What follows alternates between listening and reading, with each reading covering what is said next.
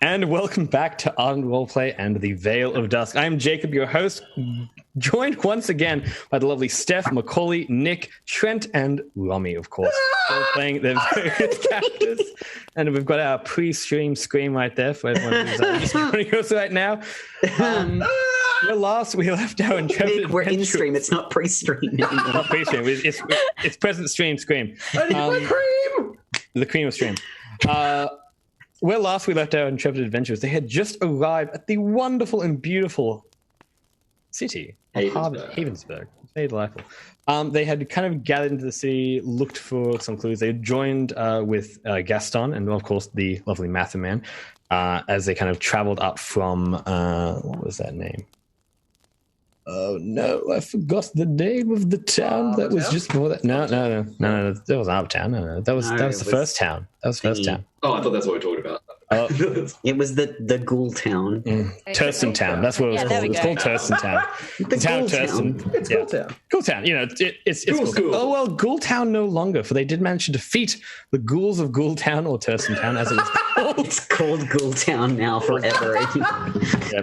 I mean, hey, who knows? Maybe it'll become Ghoul Town. Maybe you guys could be the mayors of Ghoul Town. You know, there's always options for any kind of... Yeah, Cool Town. Don't get ahead of yourself, buddy. So they managed to defeat the ghouls of Turston Town and were then kind of picked up by the lovely Gaston, who was called on the phone of booty, which is the, of course, sending stones that he gave you in recompense for helping him out with a difficult customer at the start of the adventure. Very nice for you guys. And for not ratting him out to the cops that came looking for him. Yeah. Well, let's call them with religious zealots and be done. The police.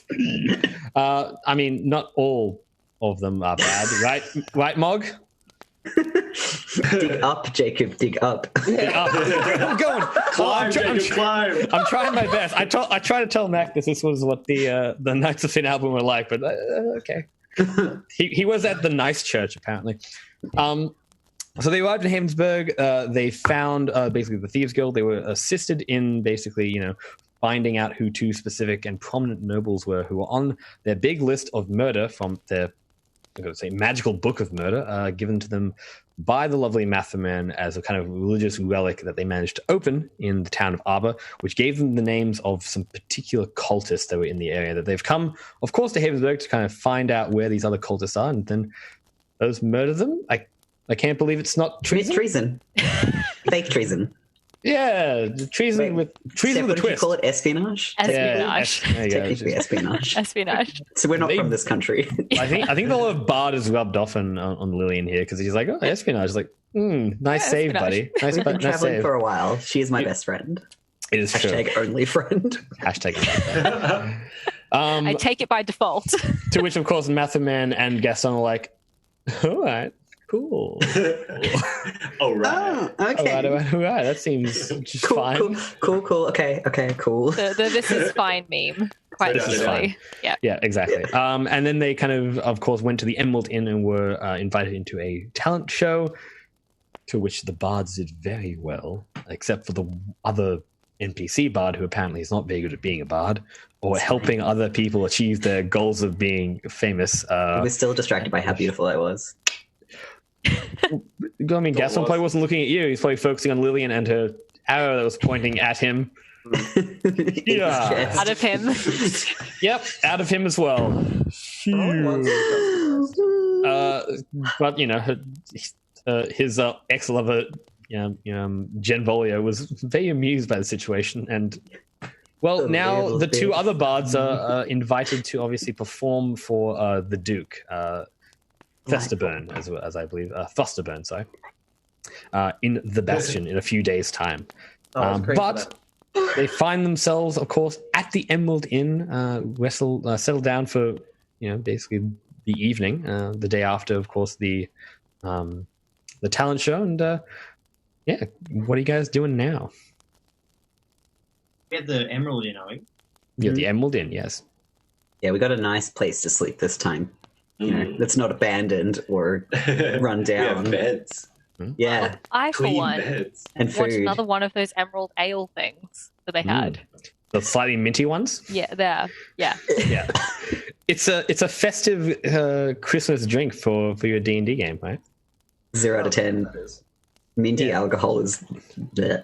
Sounds fantastic to me. So I've just sent you as well the like what the actual Emerald Inn looks like. It's on the Market Square for those who are watching at home. Obviously, look at the spectator code there, but the bartender kind of like hands you one of the ales. Like, there you go. Do you order 2 or just 1? You're gonna go with these. You're gonna give one to a friend. No, just I just double want to get a parked. bunch of them for everyone. Oh, I was gonna get like a whole. And if anyone doesn't drink it, then I will drink it. Oh, good.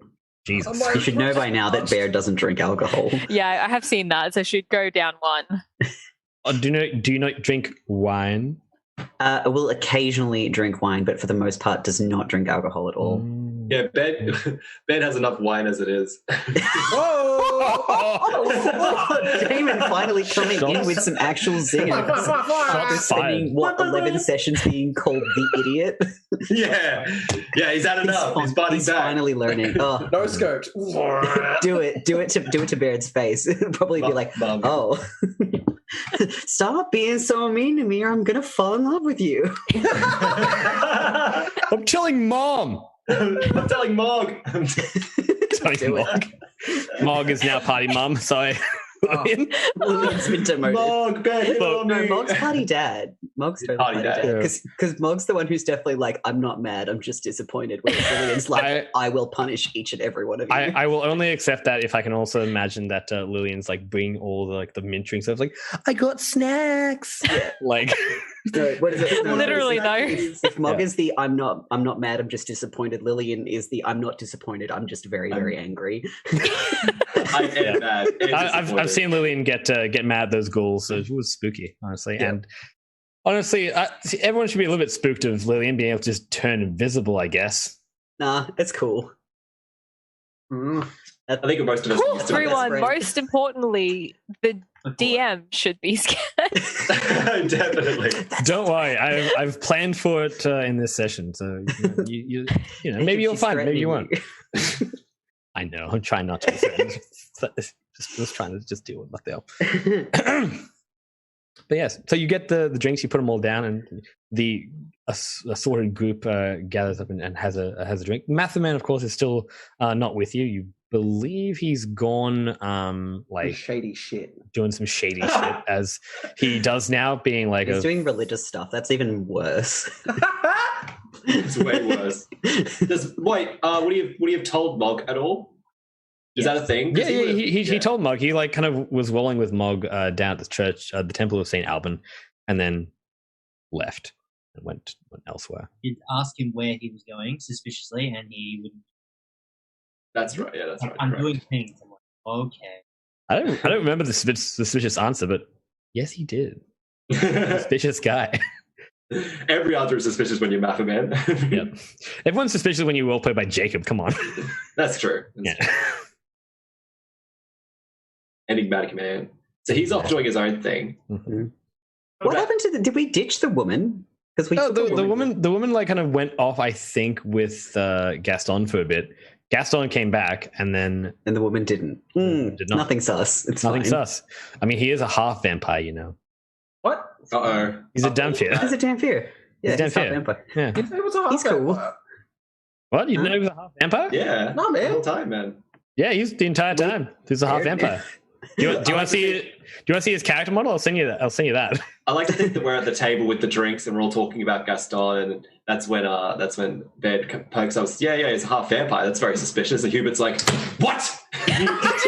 Bear just casually mentions like, look, like he's a half vampire. I don't know why you're surprised. And everyone just- If you look at the rogue card team, you can have a look at what Gaston generally looks like. The Gaston's only half a dude. Yeah, like I don't know, tell you, man, he's got it going on. It's quite an impressive like he's quite pretty. model. He's very pretty. This is quite the plot twist for me. I'll have you. I love that this is the plot twist for everyone. And Bear's just like, Yeah, because I remember you guys like figure this out when you met him. You're like, oh, this guy. Yeah, that's what I remember too. Damn No, fair. definitely Damon knew. Damon knew Yeah. for sure. I thought it was just pale. I was chatting.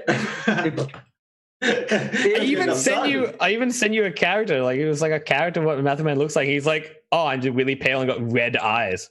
Yeah, I just thought he was a nerd. It's fine. Dude, that's He doesn't all go out in the sun a lot, being a coach Just in front of his driver. computer I mean, screen. I don't know. He's just like a really edgy laugher, that's all. Their so- contact lenses. I'm so excited for my red contact lenses to arrive. I feel like you just my mean God. regular Lapa, surely, Steph. Yeah, just saying, like saying Lapa, you don't need to add the qualifier that they're edgy. Like, Yeah, that's right. Fair enough. I say it as a Lapa.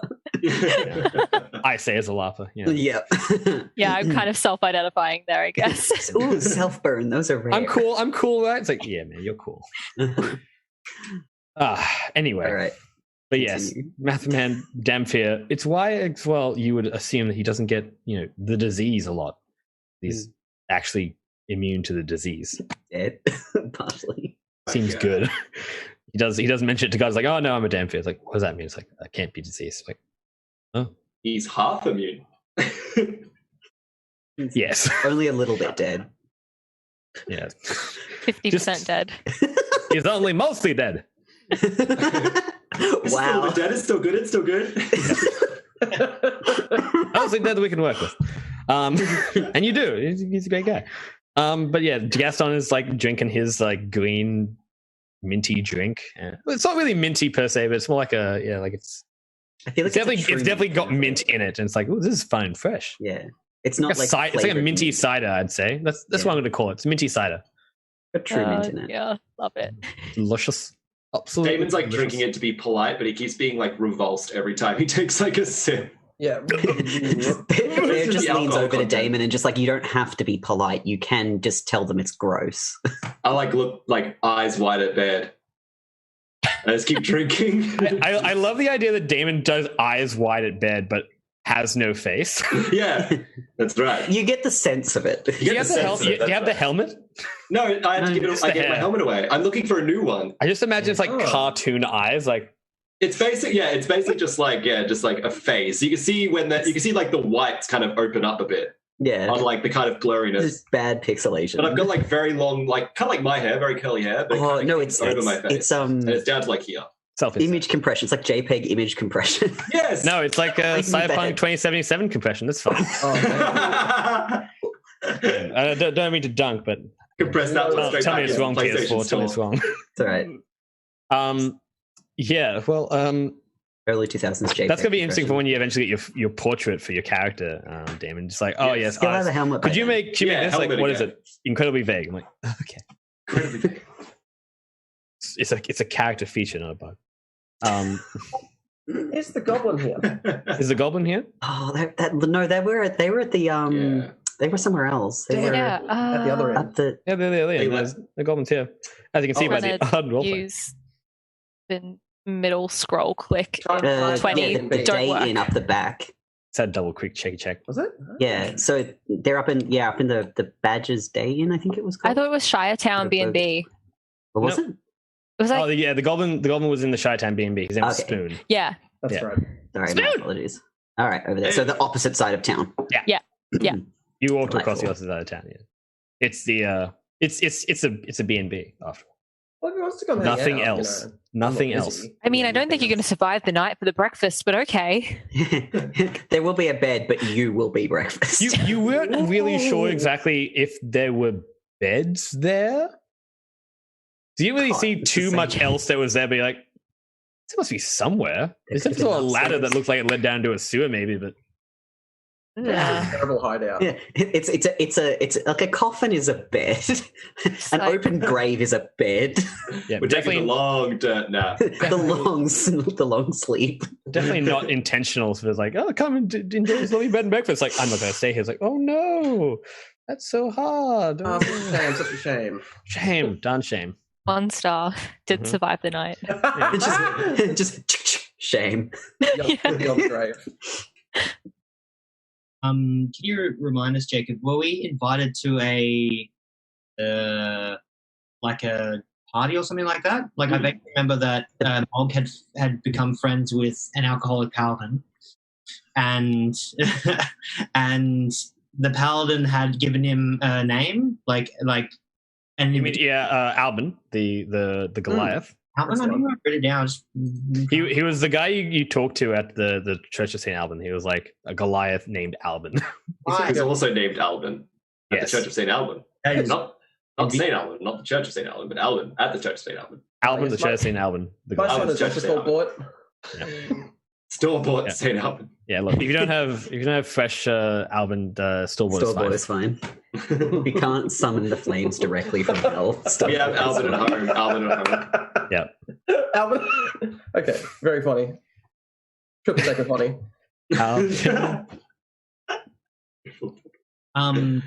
Did we all get invited to it? Because who are the winners of the? I don't believe you were invited. You were told about it happening. Hubert and Baird were invited to participate and perform, and they were given like some people to invite as get +1 roadies essentially. There's some roadies. These are my bitches. You can come, I guess. You'd have to really bring it up with Genvolio Minor. Okay, Alvin said that he could hook me up with maybe an invitation, but he said he'll see what he could do. Mm-hmm. Yes. Go find him then. Need to go see him. Go find him. Kick down his door. Fight him in an arm wrestle. Should be hard to fight in a crowd being a Goliath. Yeah, no. There's not too many Goliaths, generally speaking, around, but it's a big city. Sure. You've got so many options, Tim. So you drink obviously your ales and stuff like that, and you have a nice, relatively relaxed conversation. I guess what I will do, we're gonna try this. We'll see how we go. I'm gonna say the thing. A little script here. So the fires of the tavern simmer with the cool ease of the afternoon sun. The last of the sunlight shining across the thatched rooftops of Havensburg as it winds down into evening. You all huddled together by the fire, a warm mug of ale in your hands, and some fallen anxiety which places an edge on you. The city, this country, you've seen its like before. But there is a violence in the air which makes it difficult to rest, to feel that sense of safety you once knew.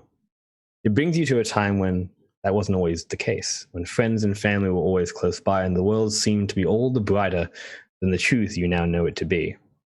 Together, you've been traveling for some weeks, but scarcely do you understand each other as well as you would like to. You start to talk about who you were, the veil of dusk outside, slowly etching across the horizon.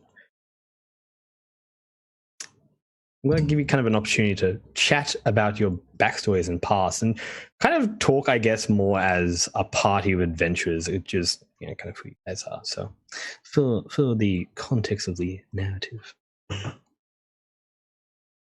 Well, with that, then Mog's gonna swirl his warm beer, and he goes, "Oh, bed, mistress, what's that about?" As Mog is very confused at the idea of worshipping a mistress kind of thing. Does she seems? You mean the woman I mentioned back in when we were when someone tried to assassinate us? I think so. That was the last time you mentioned her. His brain that he's been meaning to get to. Yes, she's Mistress Fanan. That's who she is. Even leans forward. Is she cute? She's exceptionally elegant and beautiful. Oh, I'm taken aback by that. Elegantly beautiful. What else? She is. She basically raised me. She's not my true mother, but she's basically my mother. Is she like a?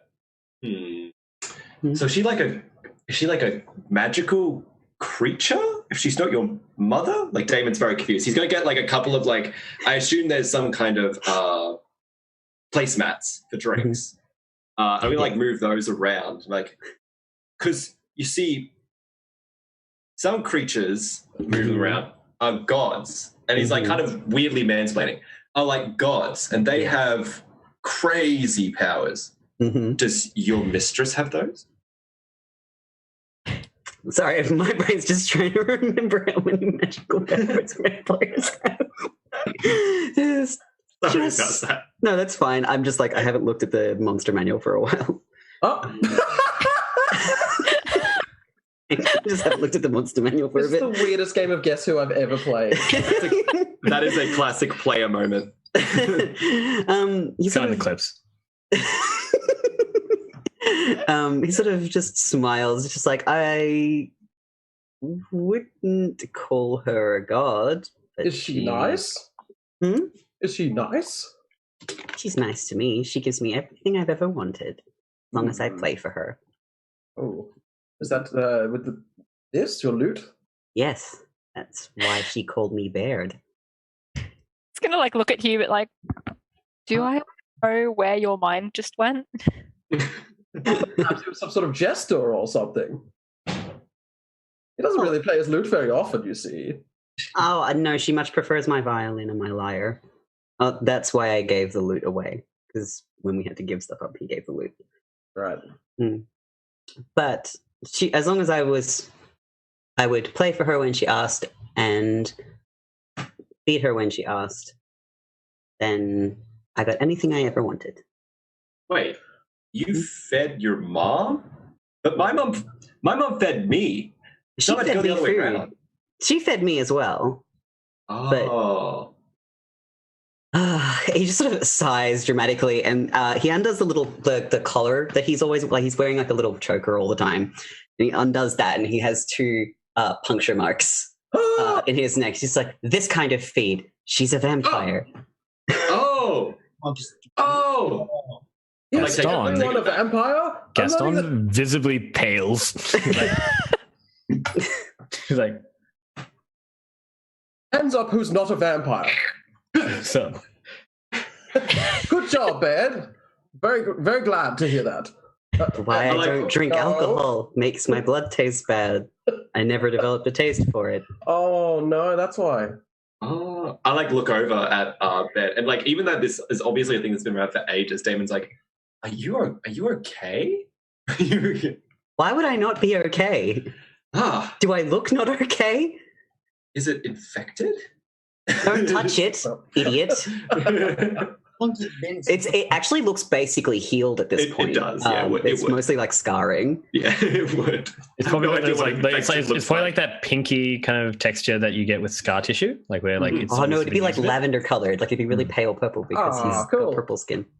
Makes there you you go. up. Ooh, nice hue. Hubert.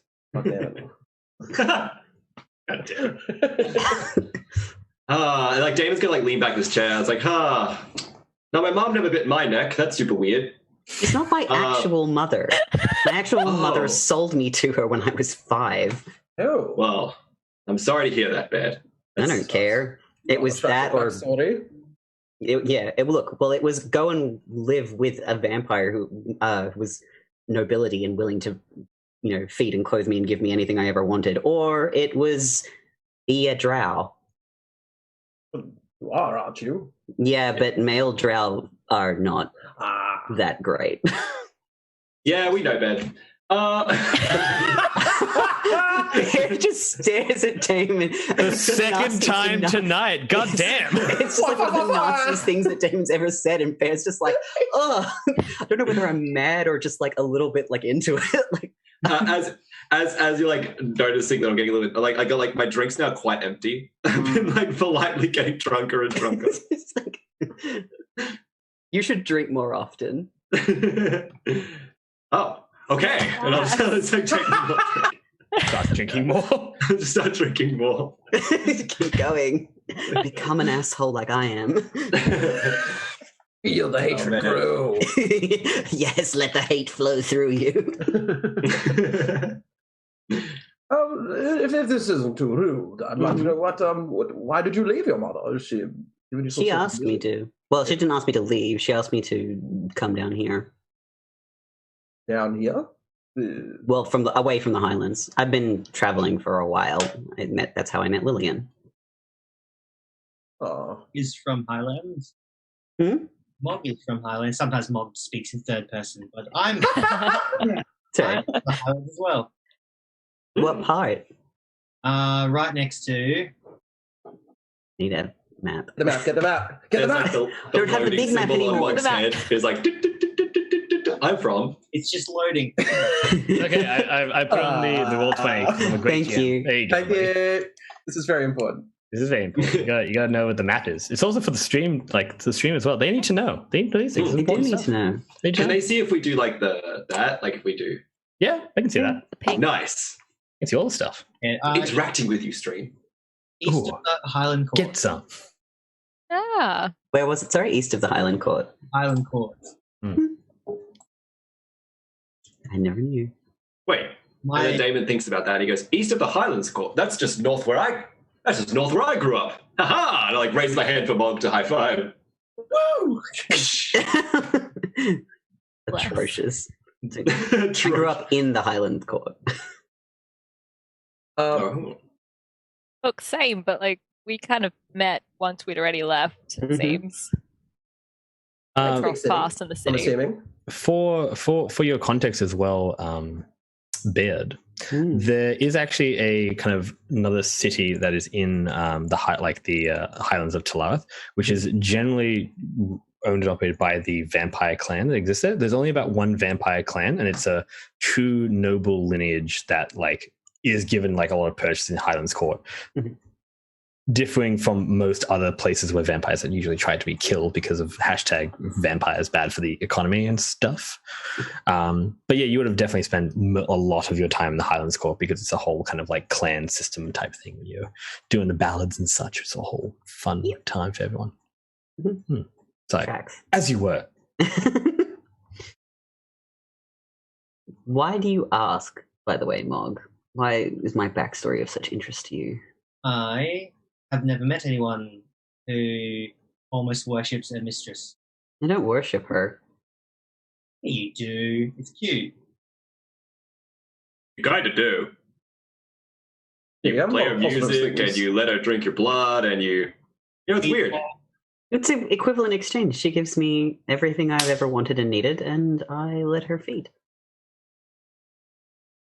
What? What do you get from her? Like, Yeah, what- such as. like Food, clothes, water, bed, any kind of gift or beautiful item I could ever want in my entire life. Hence why I'm better dressed than all of you.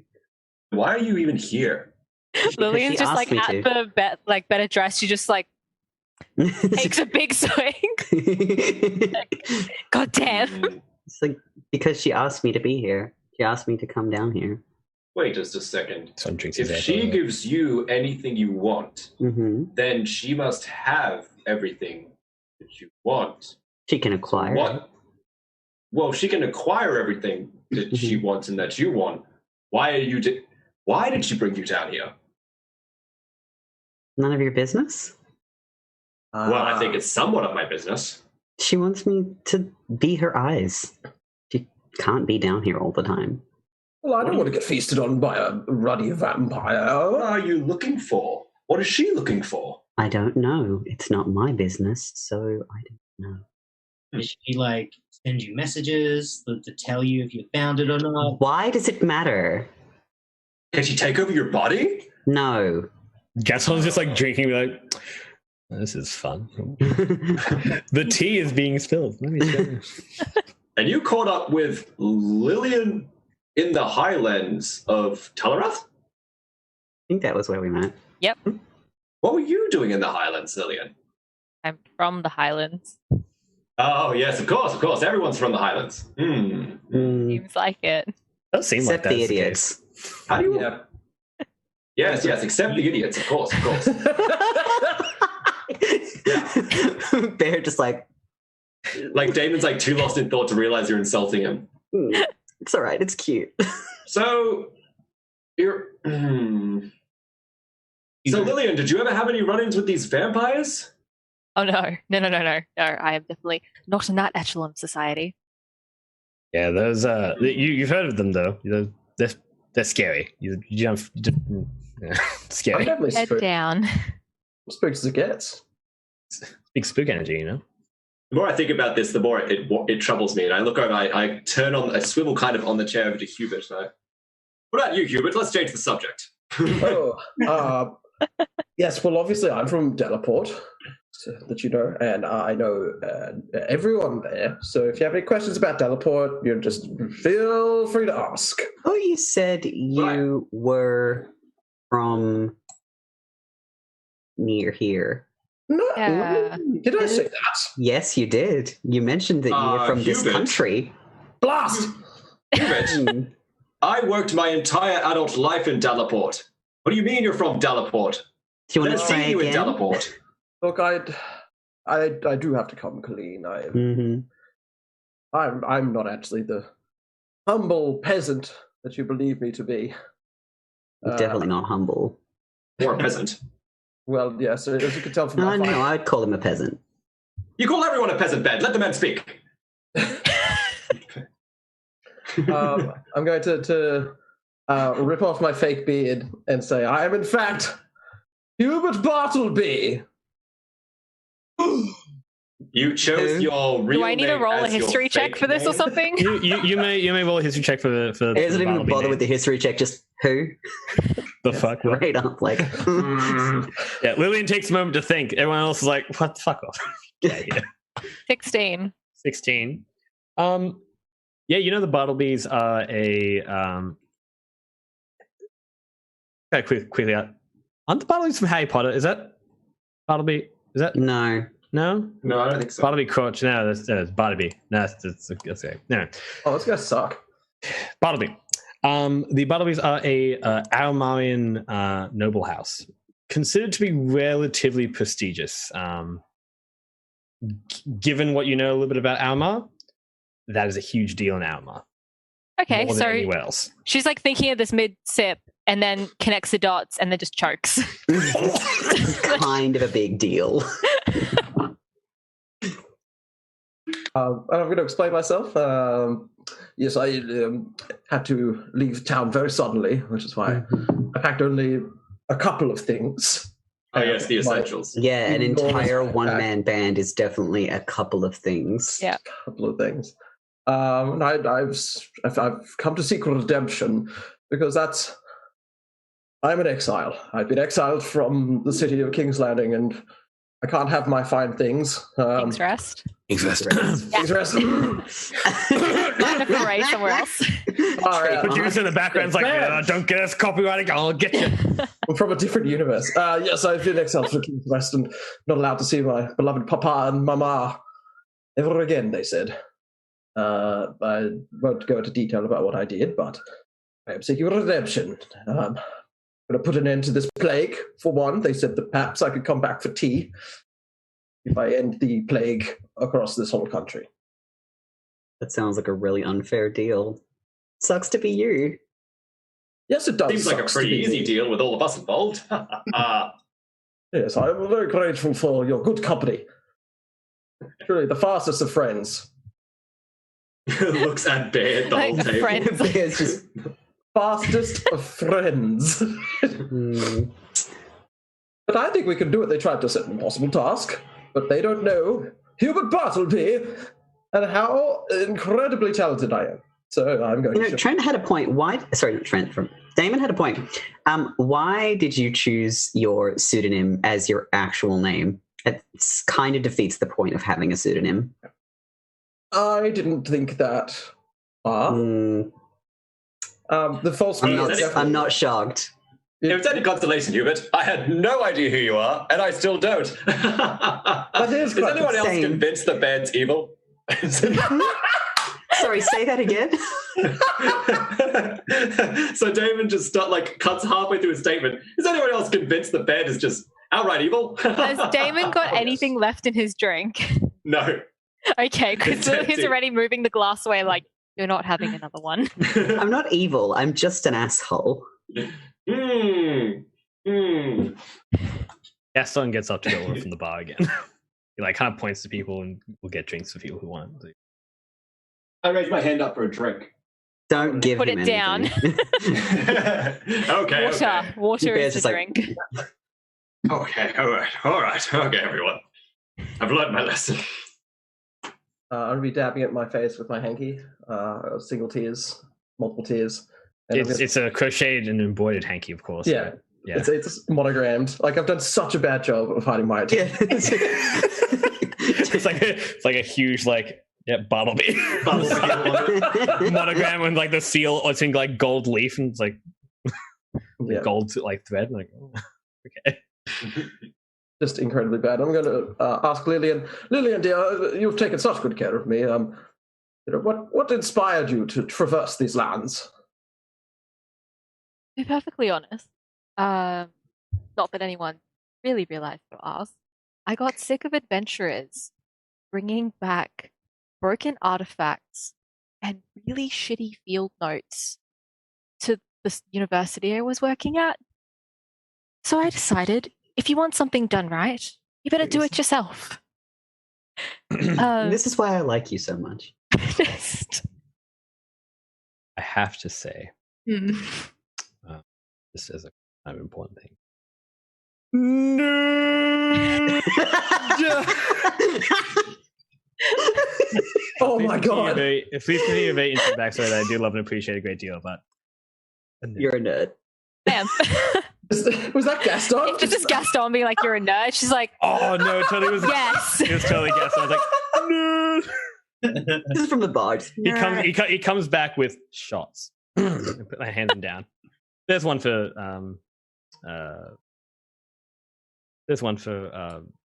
Damon Theobune. No, Damon grabs it and he says, "What a tiny drink! I can drink this immediately!" and shots it back and then starts like coughing really heavily. Probably burns. It tastes like battery acid. It's butterscotch schnapps.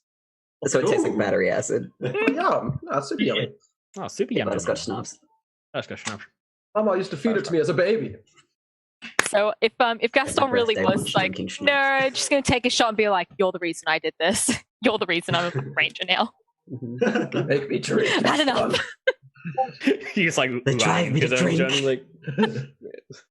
Well, as far as I know, the Highlands of Taller are the one big empty wood. What were you hoping to find in there if you were looking for field notes?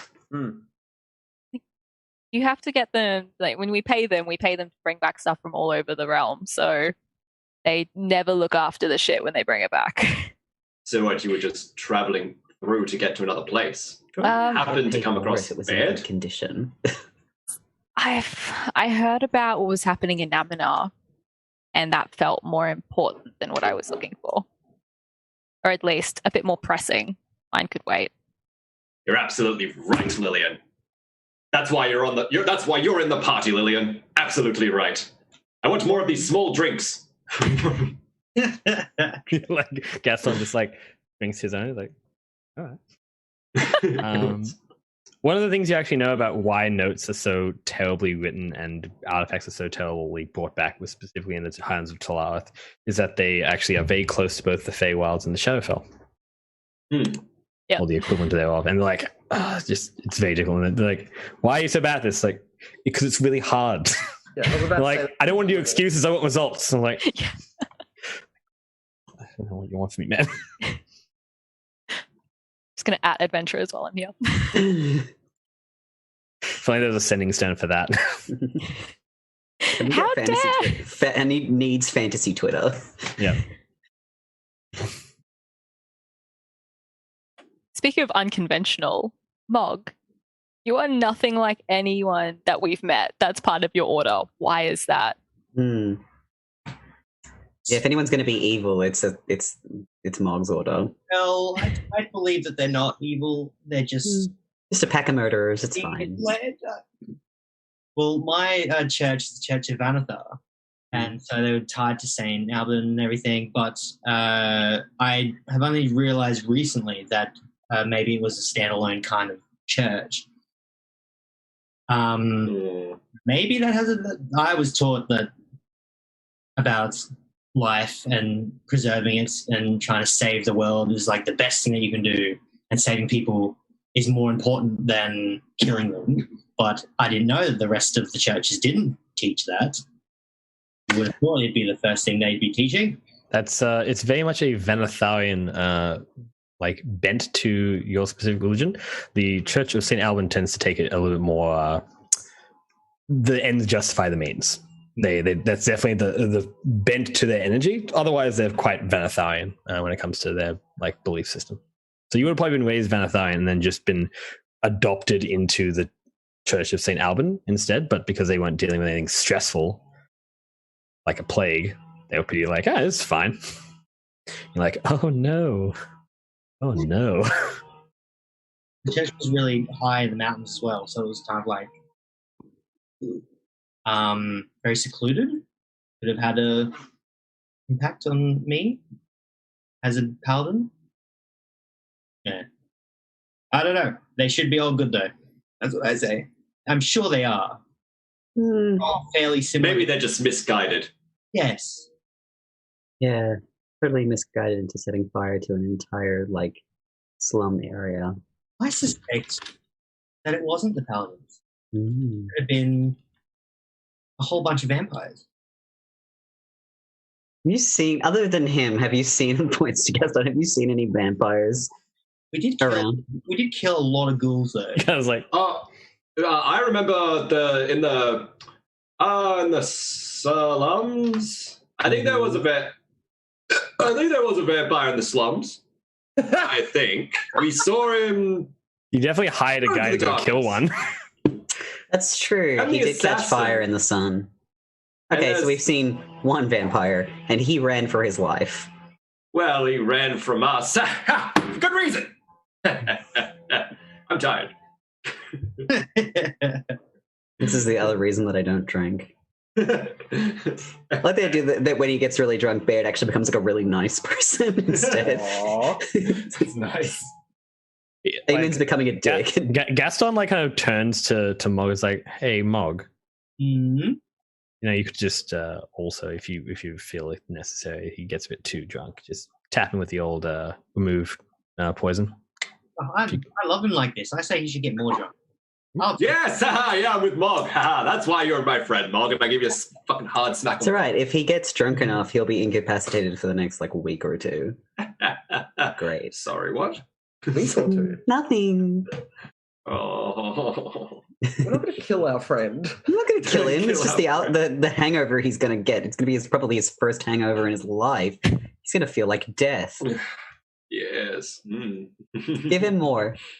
I want to see what a dick he can become. He's used to one. Make you an angry drunk, won't we? Gaston gets up and heads back to the bar. Yes, Gaston is my bro. I don't think Damon is in a fit state to really tell us about his past. I think we should ask Damon about his past anyway. Where did you come from? Me? Yeah. Yes, I'll tell you God. my tale. Well, 6 hours later.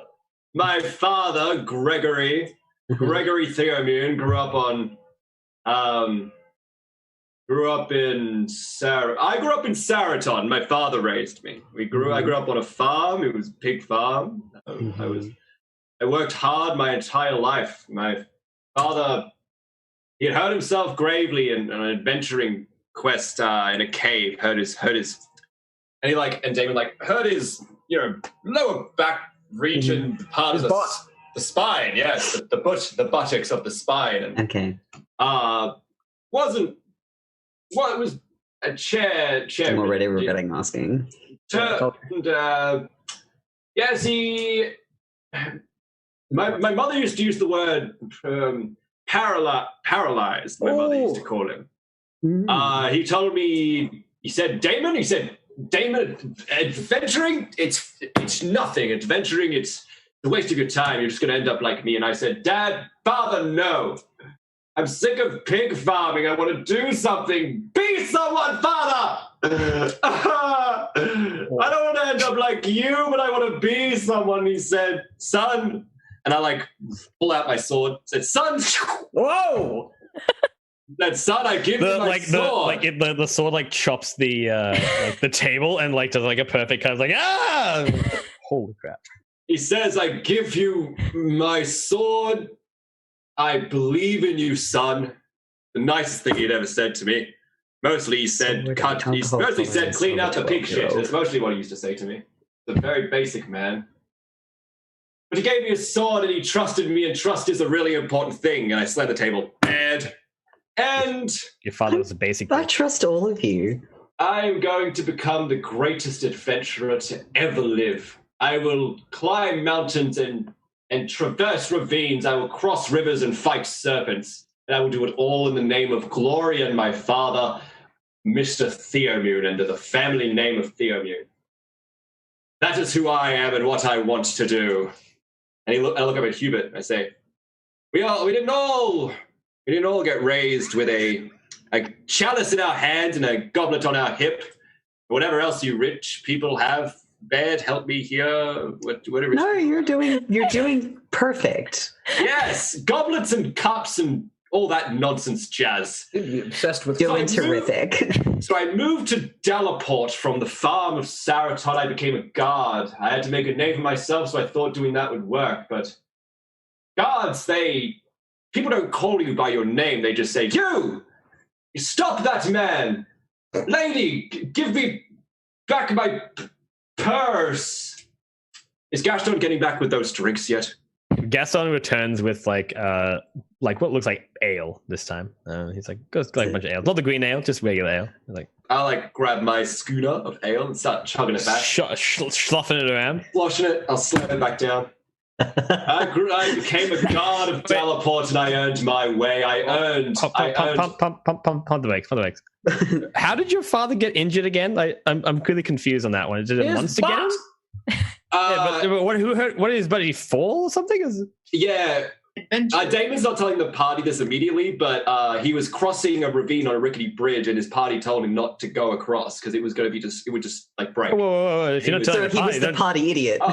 Well, I was just really taking after your dad there, Damon, aren't you? It's your turn now. It's like Gaston just asking, so what's going on? Gaston asks. Yeah, Gaston was asking. He's like, so what happened with your dad's back then? My father was betrayed by his party.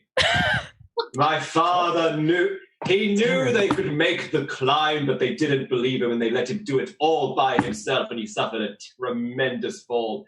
And he landed on his nether regions and sliced his spine into many pieces on a rock.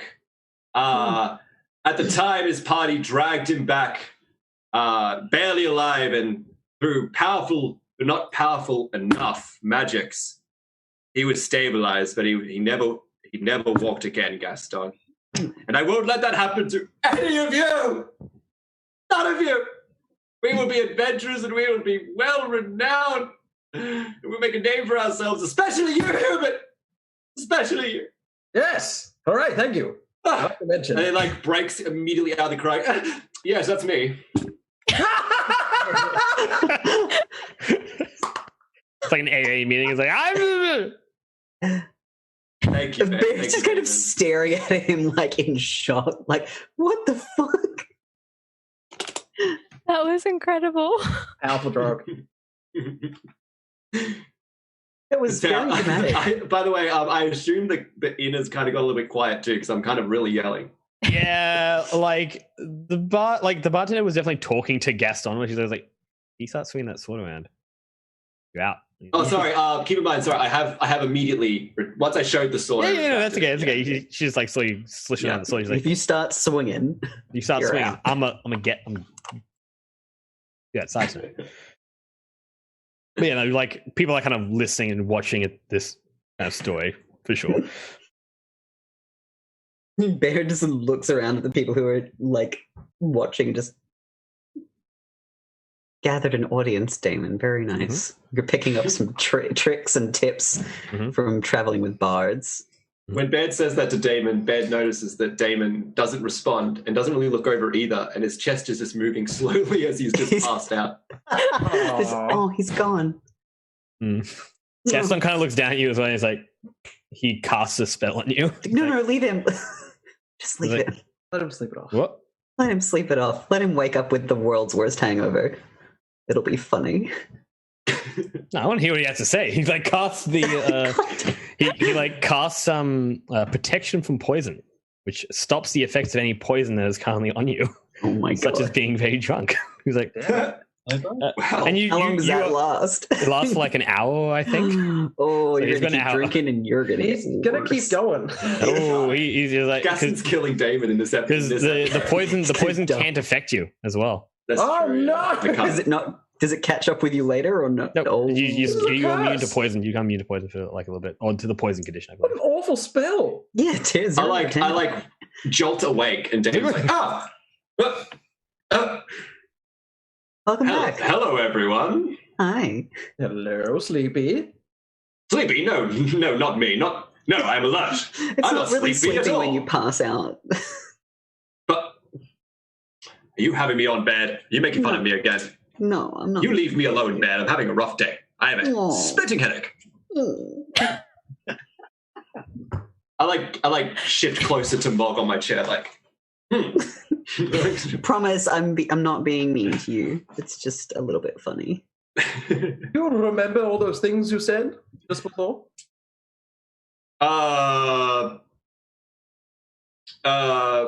You were from Aramar, right, Hubert?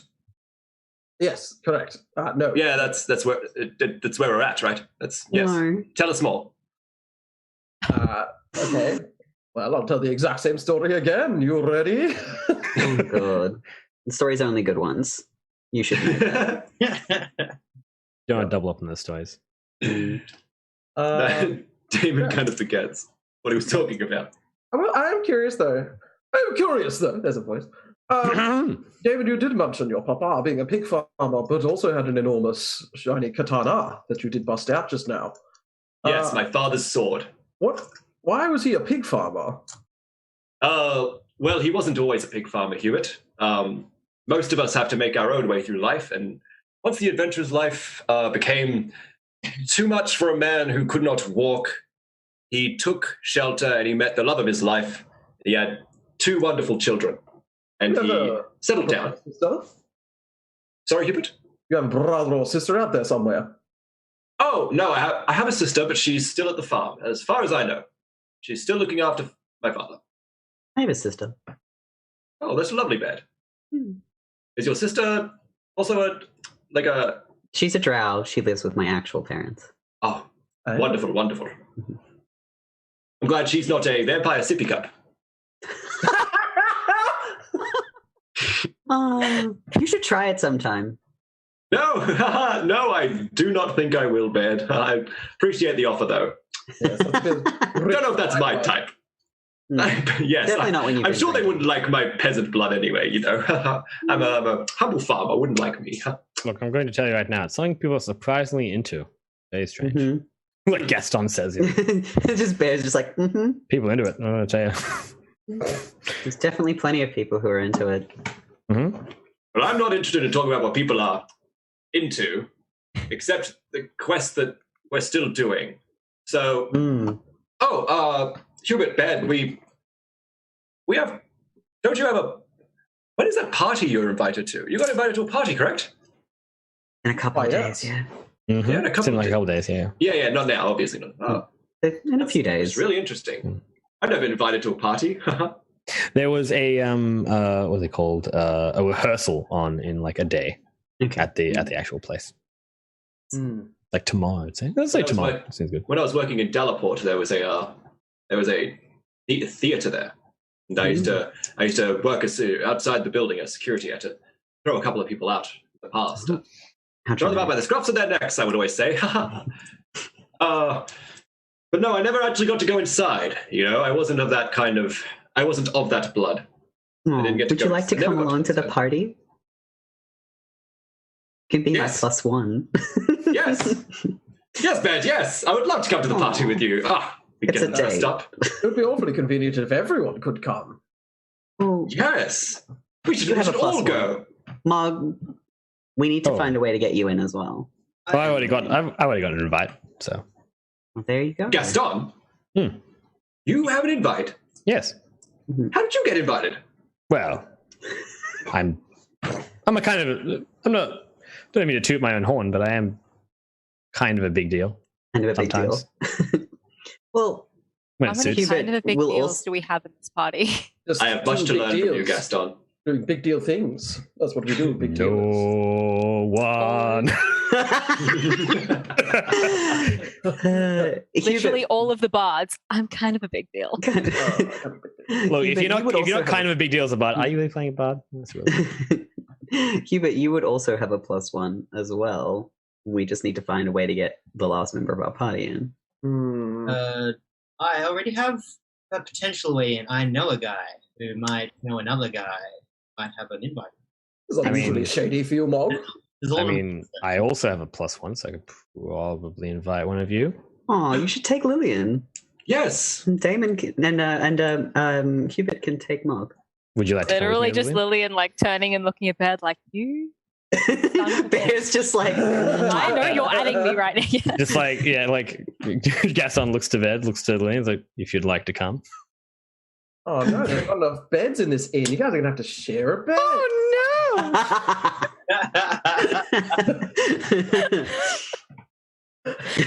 Nah, he sleeps in a coffin in the back of his truck. Coach. Sounds cozy. He's a hippie. Yeah. He's a goth hippie. They call him Gippies. Bear's the only one who's ever like regularly slept in a bed in his home, back in Highlands. Everyone else in coffins, him. Big king size bed. Like, yes. All the living people got to snuggle in the big bed. No one else. I'm the favorite. I was the favorite. Everyone else can sleep somewhere else. This is my room and my bed. Were you the favorite though? Yes, definitely. Are you? Definitely. Don't make me doubt myself. But look, honestly, that's definitely the aesthetic that your madam would have done for you, because I don't imagine a vampire like countess is going to be like, oh yes, you're my special unique little fellow, but also I do like this other person. Just I was going to spend a little bit of time with them, but not with you. Okay? I was like, okay. There, major jealousy issues. Oh yeah, definitely not intentional. No, it's not a manipulation tactic. Yeah. Don't know what you're talking about. Polyvampirus. Polyvampirus. Polyvampirus. No. Prison for you. 12 years dungeon. 7 years no trials. Look, we'll see how the rest of the session goes. I can just imagine people are going to be arrested. I don't know, tell you. Gonna happen. So ready for it. I can hear the sirens. But yes, he kind of looks like all of you. It's like, I assume that you'll have something to wear for the occasion. Nope. This group shopping trip, because Lillian definitely doesn't. We gotta do She is just like staring at her cup like really sad. We definitely need to get everyone some really nice outfits. It's just like, oh my god, shopping day! Matching outfits! Well, be like touching his armor, like my armor. No, not wear you should at least get it polished. You could definitely wear your armor. There's like Gaston kind of looks into the distance a bit and is like, we could probably go to the temple of Adern. Probably. You don't sound enthused. The highest fashion for special dandy boys. Definitely the best tailors in. Definitely the best tailors, but they're also some of the weirdest fucking dudes I think I've ever met in my life. So that's a lot, considering that you hang out with us. Yep. Yep. They've got dipping into the self burn there. They got a mask thing as well, actually. So mask thing. Yeah, big mask. You may have seen them. They got like the masks on their shoulders and stuff like that. Oh, the Birdman. Yeah, no, those are like the play doctors. But yes, the Birdman as well. They're definitely a bit of both, because why not? Now, not that I'm conscious about my neck or anything, but I'm going to need a ruff about this big. Social distancing ruff. Social distancing ruff. That's what you need. That's the real power of a D&D game. So for those who might not know a lot about them, I can give you a little bit of context for what the Temple of Edu are. They're the gods. So Edu is the god of masks. He is technically a hellish courtier. Like within the hellish court is a demon ish lord, but is a god as well, like not a demon, but like a god, and basically creates magical masks for the gods. And it's generally like a tailor, an aficionado, that kind of stuff, and allows the gods to kind of take on different roles and stuff, and was an integral part of the creation myth of the universe, sort of. The first one who could kind of put a mask on something to hide what it was, kind of giving birth to illusion and stuff like that. So whole kind of deal. Cool. But yeah, they're generally speaking some of the best, like when it comes to crafting stuff and doing cool crafting things. Put that back down to here. And they are over yonder, kind of just up the way from the Shire Town B&B. In the exclusion zone as well. Oh. The quarantine area. Yeah. Probably fine though. It's fine. It's totally Would be fine. Historically accurate. Like we're gonna have to battle in our shopping dog. Little cheeky. Like- Damon's ready to battle. But is that not high fashion though? Just a big fight. Mm-hmm. It's like a big Black Friday sale. Yeah, Black Friday sale. It's coming. Yeah, well, I would recommend going to the tailors at the temple. So. Well, it's not late night shopping, so I expect we'll have to wait till the morning. Yeah. But Early to bed, early to rise. goes back to drinking his cheeky beers. Like, It's not a bad idea, and we will all definitely need something respectable to wear. Mm-hmm.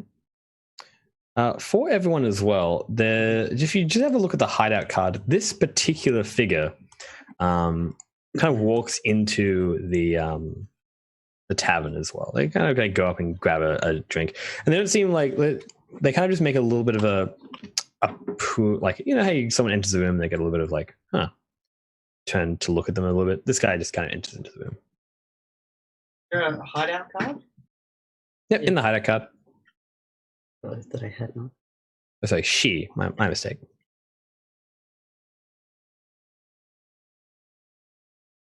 I'm on session 10. You should be on session 11. 11, my chum. I knew that. Good. No, I knew that. Yep. The Havensburg players. That's who you are. You little chums. There you go. Yay! Our basketball team, the Havensburg players. Havensburg players. Yeah. Yeah, they got a basketball team here. Yep. That big, the big. We're all pretty tall, wouldn't we all be pretty tall? I think the two humans would be the shortest out of all of us. How tall are you again? I haven't decided how tall Baird was. Well, maybe I did. I'm like 6 foot, almost on the dot, so I'm not very tall. Not comparable. 5'3". No, wait, shit. Shit, Jesus. 5'7". Cupid. 5'7". There you go. Yeah. 5'7". I'm like 4'8". God. Surprise, no. Yeah, Baird's just under 6 foot, but he's also a child by drow standards, at least. Mm-hmm. I'm not entirely sure. All I know is that Lillian's horns nearly hit doorways. And do, if it's a short doorway. Mm-hmm. Probably, if you count the horns, like getting close to 7 feet tall. Then, Yeah. yeah, That sounds about right. I'm not. What are your horns? Like the kind of like goat horns, like the upright straight ones. Yeah. Yeah, they're quite tall. Yeah, they're probably like a foot tall. So you'd probably be like close to 6. Antelope style ones. Yeah, style ones. Yeah. In my head, they were really like quite 6'10". short. So they just I went, had this. It's just like that. Yep. I thought they went like up and over in my head, so they just kind of like unraveled themselves. They went like a roller, Like a flower. I think my favorite concept I've ever seen is a tiefling with pretty much springbok horns. I think it's springbok. Yeah, Where they've got like the twisting. yeah, Like that, it's up, but like spirals. twists around. Yeah, Oh, it's beautiful. that's cool. Yeah, That's Very cool. cool. the vibe. Yeah, love them. Tracks. That tracks. All right, this chap goes into the bar, like grabs a drink, hangs out, and goes down like some stairs in the back of the bar. Nothing sus. Nothing sus at all. Yeah, were they holding a knife when they walked in though? Yeah, they're playing with one. what? Oh, man. Do whatever they like. What have you You- got there? A knife! You got- what? I was like, what do you guys have on you right now as weapons? I am Mostly. Weaponless? Other than the No poisonous rapier on your stick. side? Other than the rapier and the poison stick. The rapier, the poison stick, like Matthew Man with his giant like halberd that he walks around with, but It's fine. it's fine. Mathman's not with us. No, he's not. Gaston has 2 like rapiers on either side of him, so whatever. Gaston. It's fine. All part. Yeah, full plate mog, Nothing ready to threatening fight, at all. I guess. Yeah, he's just playing with a dagger. Stop being like dagger intolerant, Josh. What? I'll be dagger intolerant if I want. Well, Actually, there's a Bear difference also has a between like dagger. holding it and just having it like on your side. Yeah. Hey, she's playing with it. I'm sure there's Yeah, open that's carrying a bit- rules. It's like the Texas of fantasy world. The Texas fantasy world. That's I'm That's another one for sure. I'm a goddamn sucker for a Western in my game, but Wow. you're lucky today. This Fred, you town. look like you've seen a ghost. Fred's just in another world. We lost him. He's Trent's just completely still. Bye, Trent. Moves like I have seen into the void. The void stands back. The voice Yes, stares Ardent. back. Ardent stands back, watching you. That's it. I'm just listening intently. I'm just listening, and I'm just like You- standing you- there still, you and li- you all thought my camera died. You were listening. You were listening so hard that you didn't hear where you were like, Trent. You look like you've just gone off into the nowhere. And you're like, what? I lost for like 1 second. He doesn't even hear his own name. He's listening so good. Listening so good. He's a very active listener, you know. Okay, wonderful. But yeah, no, like you continue to drink some of your beers and such like that, and then a character as well, a different character this time, comes out of that particular Space. area, and you have a look at the dungeon card for those looking and watching. Dungeon? Mm-hmm. I'm John. The Thungeon card. Tavern. You're welcome. So I'm trying. Spent a lot of time trying to get all the cards. Are we still in the tavern? you are still in tavern, yes? Yeah, You're dog. chilling. Oh drinking. damn, this dude looks sus as heck. This character Yeah. like roaming around the tavern. Yep. He walks like out of the downstairs and then kind of walks towards like the doorway and leaves. How This do guy we- picks cyan, you can tell. How do we follow this guy? Like, what motivates us here? Surely I don't know. Nothing motivates you to follow this guy. Only that I have said that he Yeah, I walked just- out of a doorway and then He walked out looks of the like The bar. fact that the DM Interesting. pointed him out is what motivates us. Well, look. Now, for those playing at home, a fun thing you can do with D&D is just decide to do things. It's interesting. Bold What's idea. my motivation? Are you motivated to go see where this guy is? Who the guy's name is? Sure. Hubris. Then you can go do that. Huh? was the dagger he was carrying the same as the one that the woman was carrying? Definitely looks similar. Yeah, like it's like a So it's a very specific kind of dagger, actually. It's so it's I can't remember what they're called exactly. They're like a tri-dagger, It like has like a basically like a triangle like this, Mhm. and is designed for killing people. Okay. It's As a many dagger. daggers probably are. It's a special kind of dagger. So when you stab someone with this dagger, you can stab them once and it won't stop bleeding. It's actually almost impossible to actually stitch up because of how the knife is designed. So it's like a Brutal. stab and like one stab and you're done. You'll just bleed out because of the nature of how the stab pen. But anyway, he's walking out, flipping his dagger as he does. Like, I want that dagger. I want that dagger. It's an I mean, infamous. like the shoulder accrements are just next level. Peak. there are definitely similar looking individuals that you've seen around. The guys with the eye and 3 swords coming through them that seem to be relegated to the Temple of Alban, are very similar looking to this fellow, but he doesn't seem to have any of the iconography. He doesn't seem to have iconography of any kind, really, as he passes on by. Well, he Have our little drinking party to go and talk to some of these people. How do we feel? I want to go see what is downstairs. I want to go to bed. That's because I'm drunk. sleepy.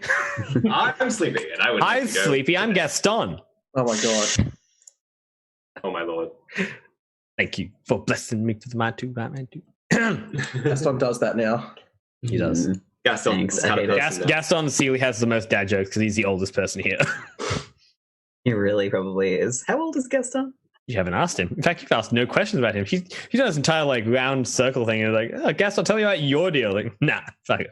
I'm buying drinks, motherfucker. Yeah, whatever. Yeah, that's right. He keeps getting up from the table. That's why I don't have a chance to ask him. Yeah, That's nobody true. asks him. Go on. Anyway, he's Sit like, back down. what? You see, he sits down. Bleach yourself, brother. Yeah, you haven't told us anything about you. Oh, well, you've not really asked, I suppose. So, what do you want to know? Everything. Share Everything. with the party. Everything. Well, once upon a time, a woman and a man loved each other very much. Oh my god. And then Thrilling. Here we go.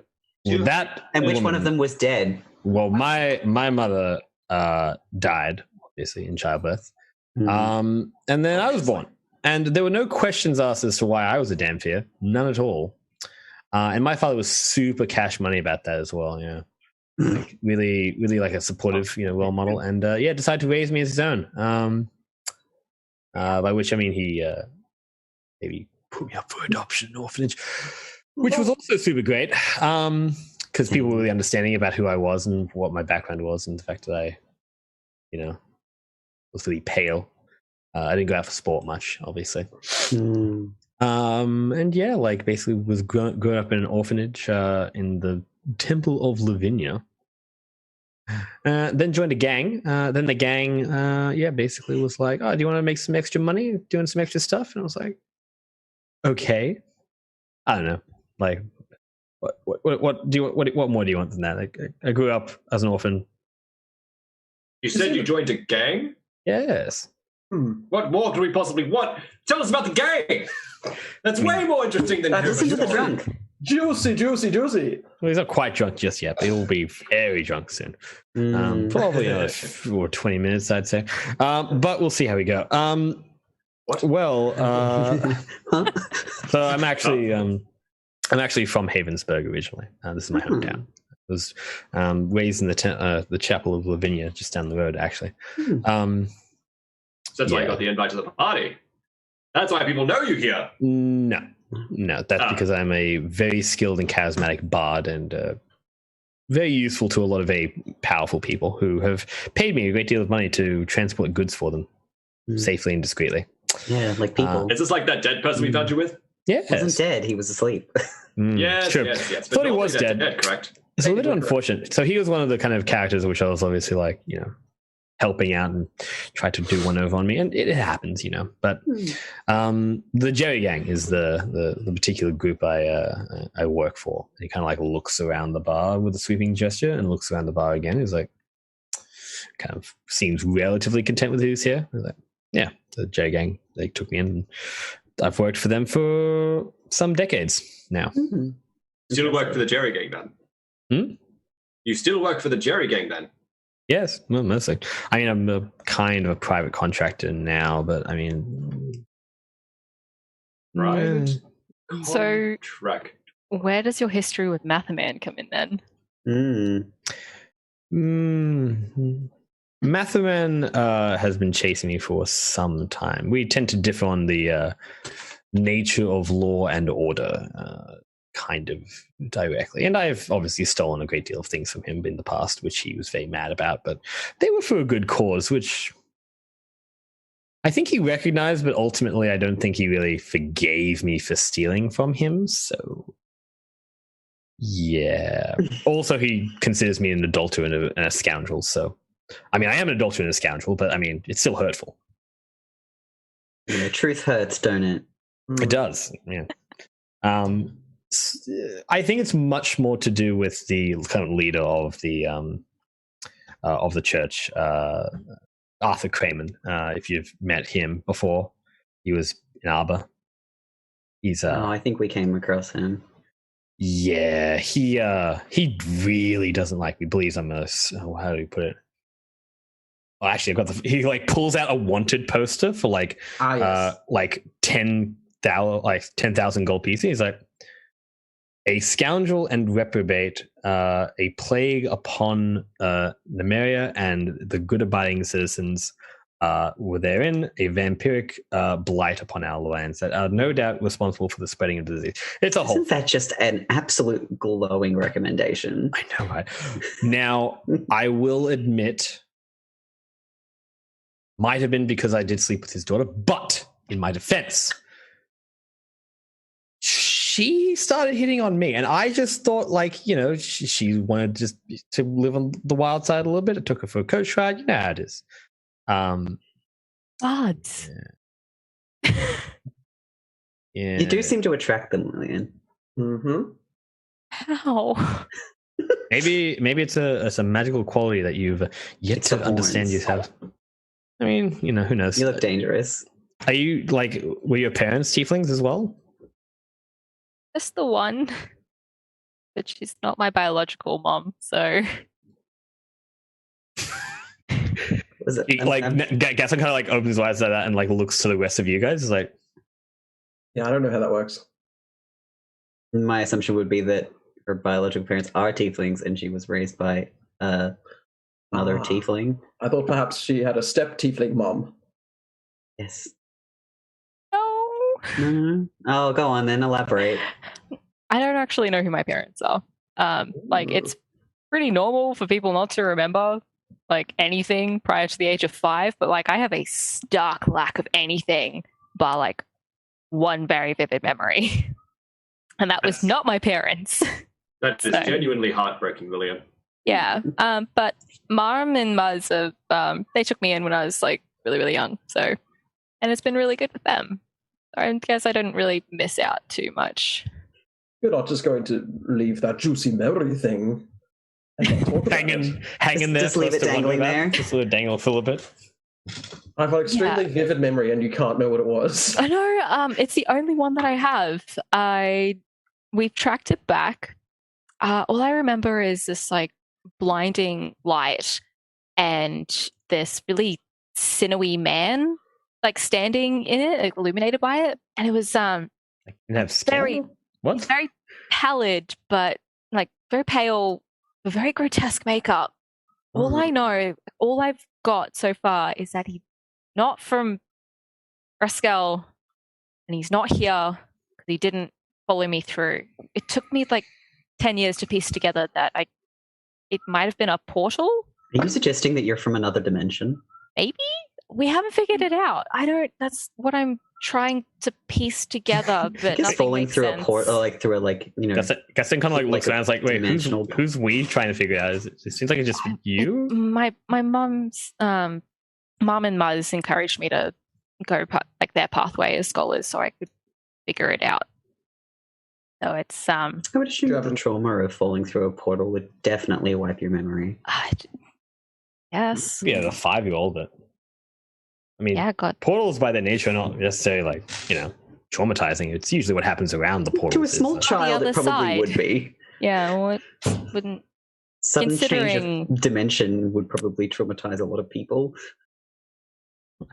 I couldn't speak on the psychological ramifications of plane shifting, but not being a plane shifter much myself. But I mean, you could ask the wizard. There's a wizard Yes. that kind of like there's a court wizard actually. She is a drow of some sort. She's pretty good. The Duke kind of seems to use her like as a guide for magical things. So I'm sure you could ask her a question or two. Or what research have you done to figure that out? If I can ask that prying personal question while we're in this particular environment of prying personal questions. It's been trying to piece together everyone else's research on the topic. So Have you hence considered why that? I left. Have you considered that maybe there is actually a legit reason, like Baird just suggested, that you were attracting bards? Because Your, interdimensional nature. yeah, I mean, bardic It's a magic in clue. general doesn't really like. That's something you really learn. Just happens.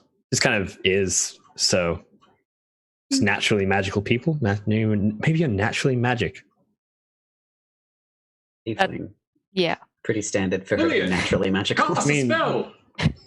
It casts as a spell, Lillian. Whip one out for us. Party tricks. It's great. Party tricks. Woo! As long as your party trick doesn't bring down an entire building. stares pointedly at Hubert. Oh, yes, Like, I do. Bring the Gaston house down. Gaston looks at the Yeah, bartender. bring the house bartender down. looks at Gaston. Is like, they take a moment and like he goes back to his like, yeah. Okay, well, in that case, Uh-oh.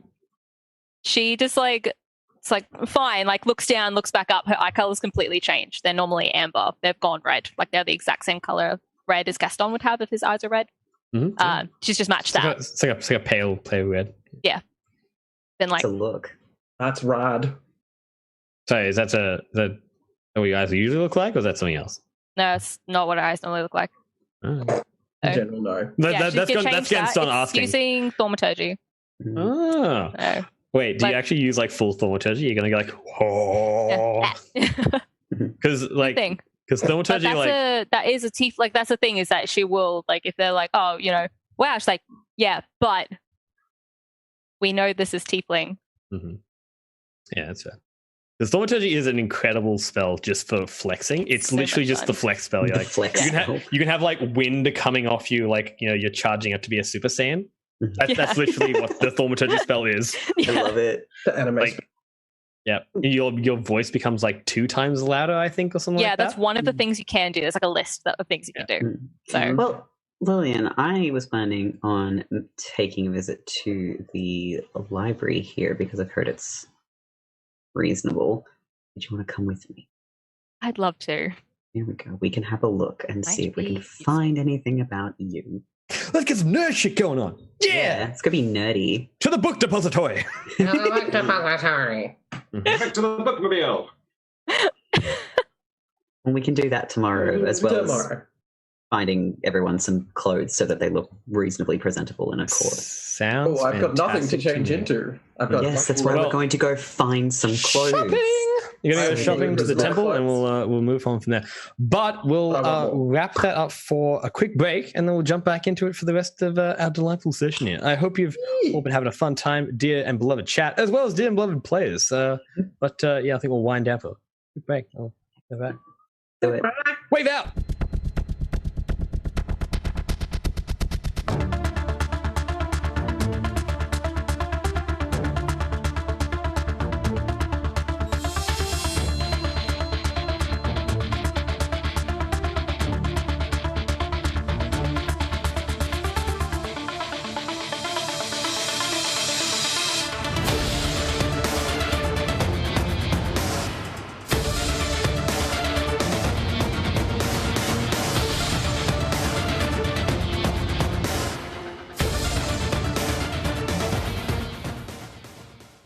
Sean Sunday's player screens, D&D player screens arrived today, and going to do a quick unpack.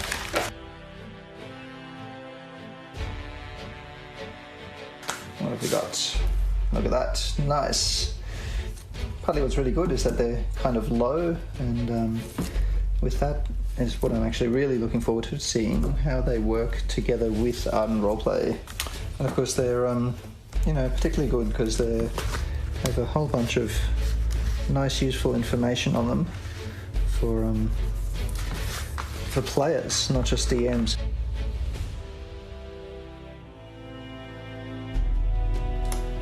If the GM puts down a card, you can still have a really good view of what's going on in the space. So you're still getting that 3D view, you've got the screen, it's not in the way, which is what I was really hoping for, but that height is just fantastic. So you've really got a good view of what's going on the table with Ardent Roleplay, using the augmented reality to see what's happening, and you've got this lovely screen to remind you what you're supposed to be doing and how it all works. So thanks, Sean, for these are fantastic. I'm really glad we backed your project, and looking forward to having a play with them. Sean Sunday's player screens, D&D player screens arrived today, and going to do a quick unpack.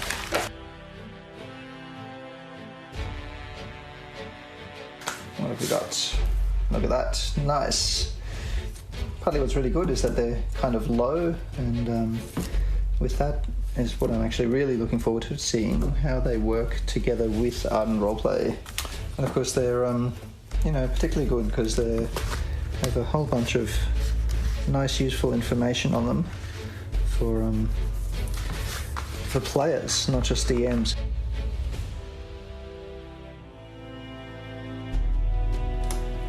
If the GM puts down a card, you can still have a really good view of what's going on in the space.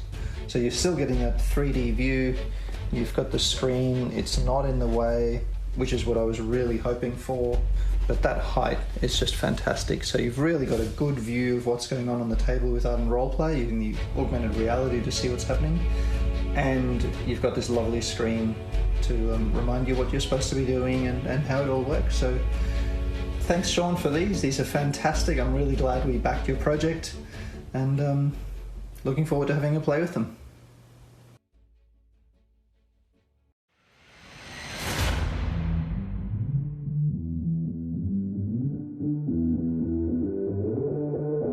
Having something that you can kind of physically see and be like, this is what it is, this is what it looks like, is a very simple way to just keep story flowing.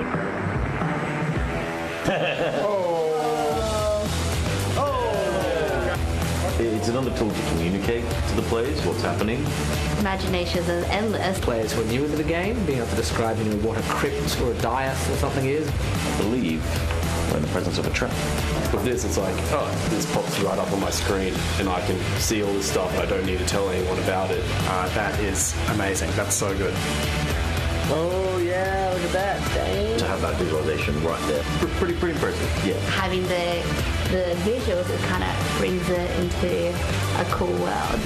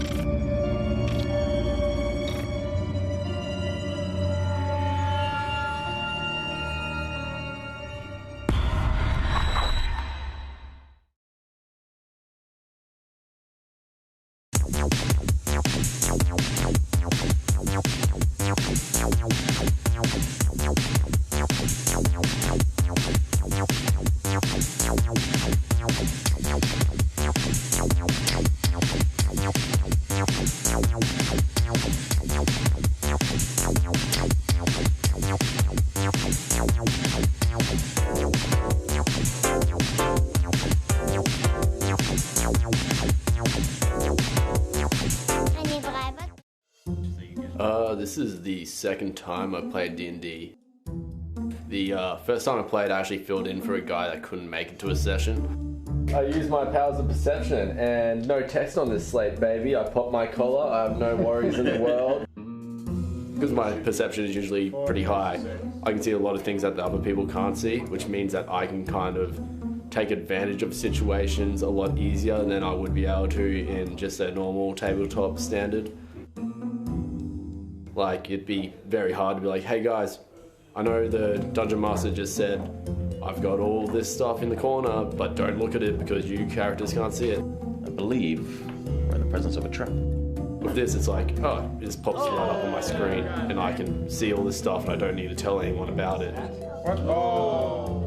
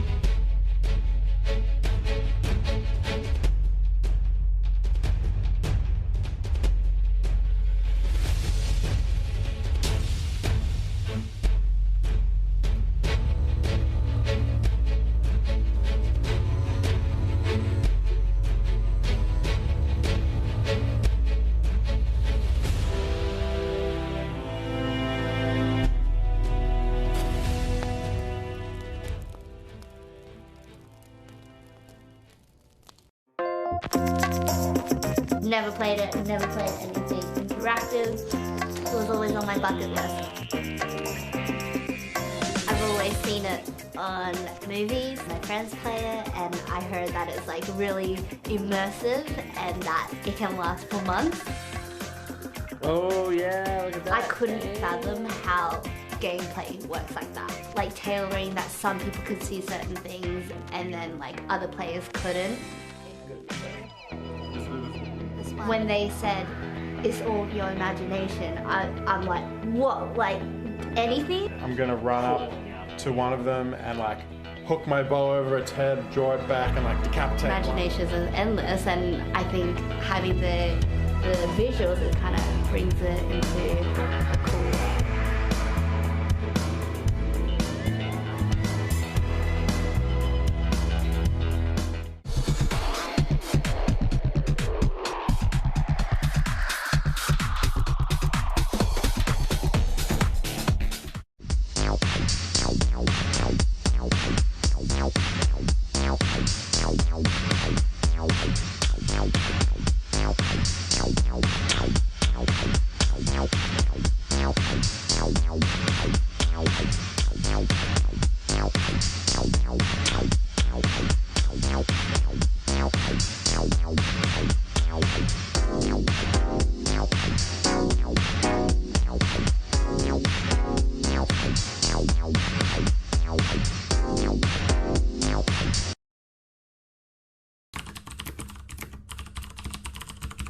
Let me tell you why you're here.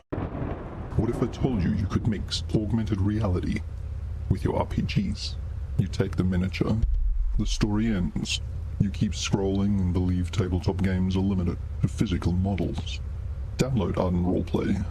You stay in Wonderland, and I show you how deep the rabbit hole goes.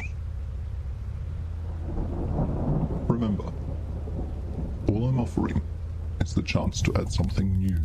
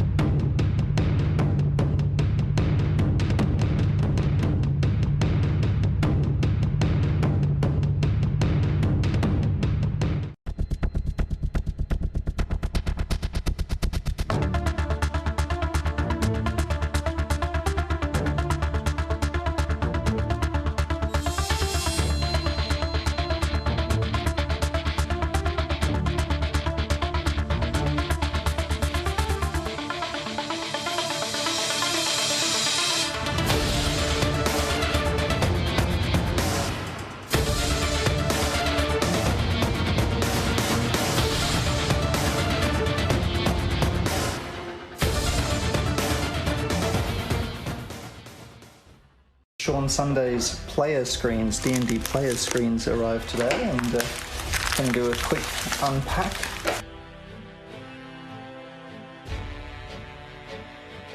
What have we got? Look at that, nice.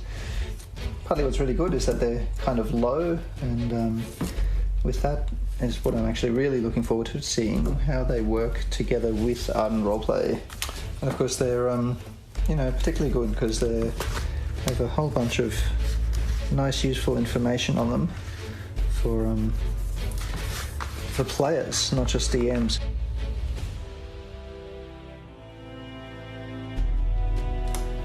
If the GM puts down a card, you can still have a really good view of what's going on in the space.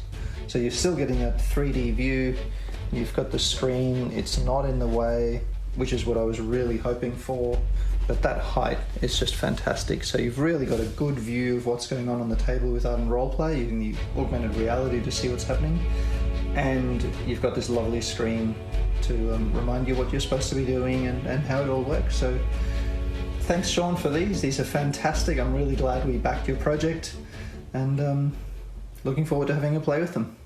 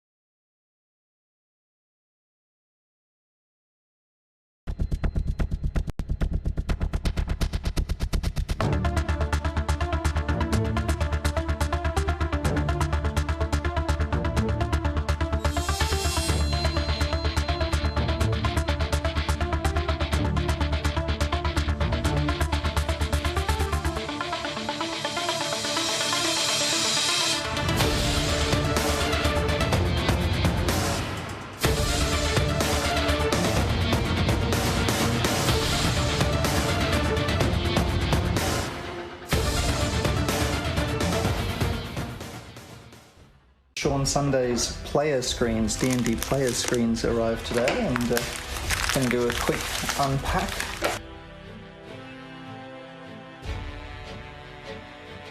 What have we got? Look at that, nice. Partly what's really good is that they're kind of low, and with that is what I'm actually really looking forward to seeing, how they work together with Ardent Roleplay. And of course they're, particularly good because they have a whole bunch of nice, useful information on them for players, not just DMs.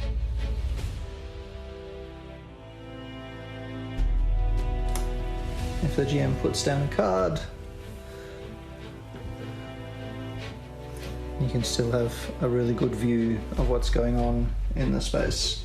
So you're still getting that 3D view, you've got the screen, it's not in the way, which is what I was really hoping for, but that height is just fantastic. So you've really got a good view of what's going on the table with Ardent Roleplay, using the augmented reality to see what's happening, and you've got this lovely screen to remind you what you're supposed to be doing and how it all works. So thanks, Sean, for these are fantastic. I'm really glad we backed your project, and looking forward to having a play with them.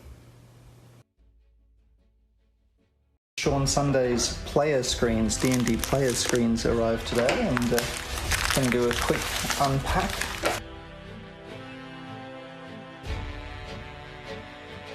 What have we got? Look at that, nice.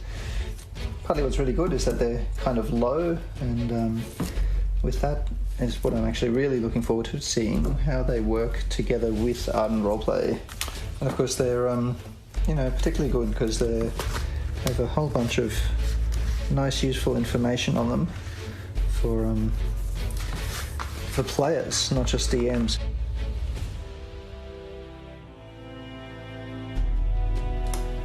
If the GM puts down a card, you can still have a really good view of what's going on in the space. So you're still getting that 3D view, you've got the screen, it's not in the way, which is what I was really hoping for, but that height is just fantastic. So you've really got a good view of what's going on the table with Ardent Roleplay, using the augmented reality to see what's happening, and you've got this lovely screen to remind you what you're supposed to be doing and how it all works. So thanks. The pre-stream screen. And we're back. The pre-stream screen was screens. Small screen. No. All right. So we're back from a 15-minute break. Ideally, Slightly everyone more knows than what's 15 going on. minutes. So, we'll jump straight into it. All right. So the team. You're basically going to wrap down for the evening, David. not engage with these strange and mysterious individuals that came in and out of the bar, and No, fuck him. No, I want to. When it gets quiet, I want to go downstairs and see what the hell they were doing in the basement. spooky in here. That's too bad, was it? So yeah, you guys basically will head to bed. Gaston, heads off to his coach to Sleep in his coffin. Sleep in his coffin. You didn't know where he sleeps actually. We're assuming. His is. He might have a TARDIS. Did you just assume my coffin? Is that his answer? I realize now that the more I think about Gaston, he is definitely a traveler that kind of just smuggles people in and out of places, and as a magical coach. Did I make a doctor? God damn it! You just made a doctor allegory. We are all beautiful assistants. I don't know if I love that or not. You are now his assistants. Doesn't it take like 7 people to actually drive the TARDIS properly? Probably. Technically, yeah. I know. There's an episode about it. I'm not a massive crew of people. Not a massive. That's why it's always breaking. That's why it makes that horrible noise. That's why it makes that horrible noise, because he's like literally ruining it. It's like trying to drive in first. You know what I mean? Mm-hmm. No. Doesn't he get told that he's because he always forgets to take the parking brake off? Oh my god. Yeah, it's some weird. Some weird stuff like that. reason. Yeah. It's a weird time. I watch too much Doctor Who. Apparently, I don't watch enough. I've only seen the first season Of which one? What, the first season? of like the new round of The Ninth Doctor. Yeah. You didn't see Tenet? Eccleston is peak, so Eccleston is pretty Whoa. Let's not get into this debate. We'll be here all night. All right. Back to D&D, team. Back to D&D. It's Den's life. I'm just going to say that. Anyway. So Gaston heads back to his carriage. He gives a general look to all of you. Wags a bit of the eyebrows and then heads off. and says like he'll see you tomorrow, basically, or later tonight. Easy. And leaves. What I'll go kind of like from left to right of who I'm kind of seeing in front of me while I do this. Jeff, what are you doing with your evening? You've got on the beers as Dan and Andrews would. What are you gonna do next? Just gonna head straight to bed, or who are you asking? All of us. Steph. Okay, yeah. I was like, you're you got to give us a name. Sorry. What? Lillian, what are you doing? There we go. Bed. Good. Bed. Bed. Mm-hmm. Bed. That is 1 gold for the night. Me too. So, where is Mathaman? Has he returned yet? Nope. Is he still out? Because I'm marginally concerned at this point. He is still out, but I'm sure he can take care of himself. Mm-hmm. But still, he's one of our party now. He is. Yep. Yep. Mom is concerned. You want to go check on him? Yes, but I don't know where he is. I mean, you're an intelligent, useful ranger. You could figure it out. Roll me an investigate check. Hey, don't call my friends intelligent. Hey, wait a second. We can't all be idiots like you. Hey, not just him, also me. Apes strong together. Yeah. I knew you'd love that, Trent. Thank you. Ape-based humor is the highest quality humor. You kind of like look out, like you kind of walk outside like. I'd probably ask Mog though, like where was he going? Because Mog, you're the last person that was with him. There you go for. And do you want to come looking for him? I was going to take Damon to bed. Or Damon into bed. Thank you. I love you, Mom. You're my best friend. My best friend, Mom. Forget the rest of the Mog. You and me, two brothers in arms. Before we go though, I'm going to look at Bed and go, Bed, you look like you want to do some sneaky things. Do you need us to stay here for like another 15 minutes? We can do it when you come back. I'm coming back? I was going to go to bed. Well, Lillian's going out.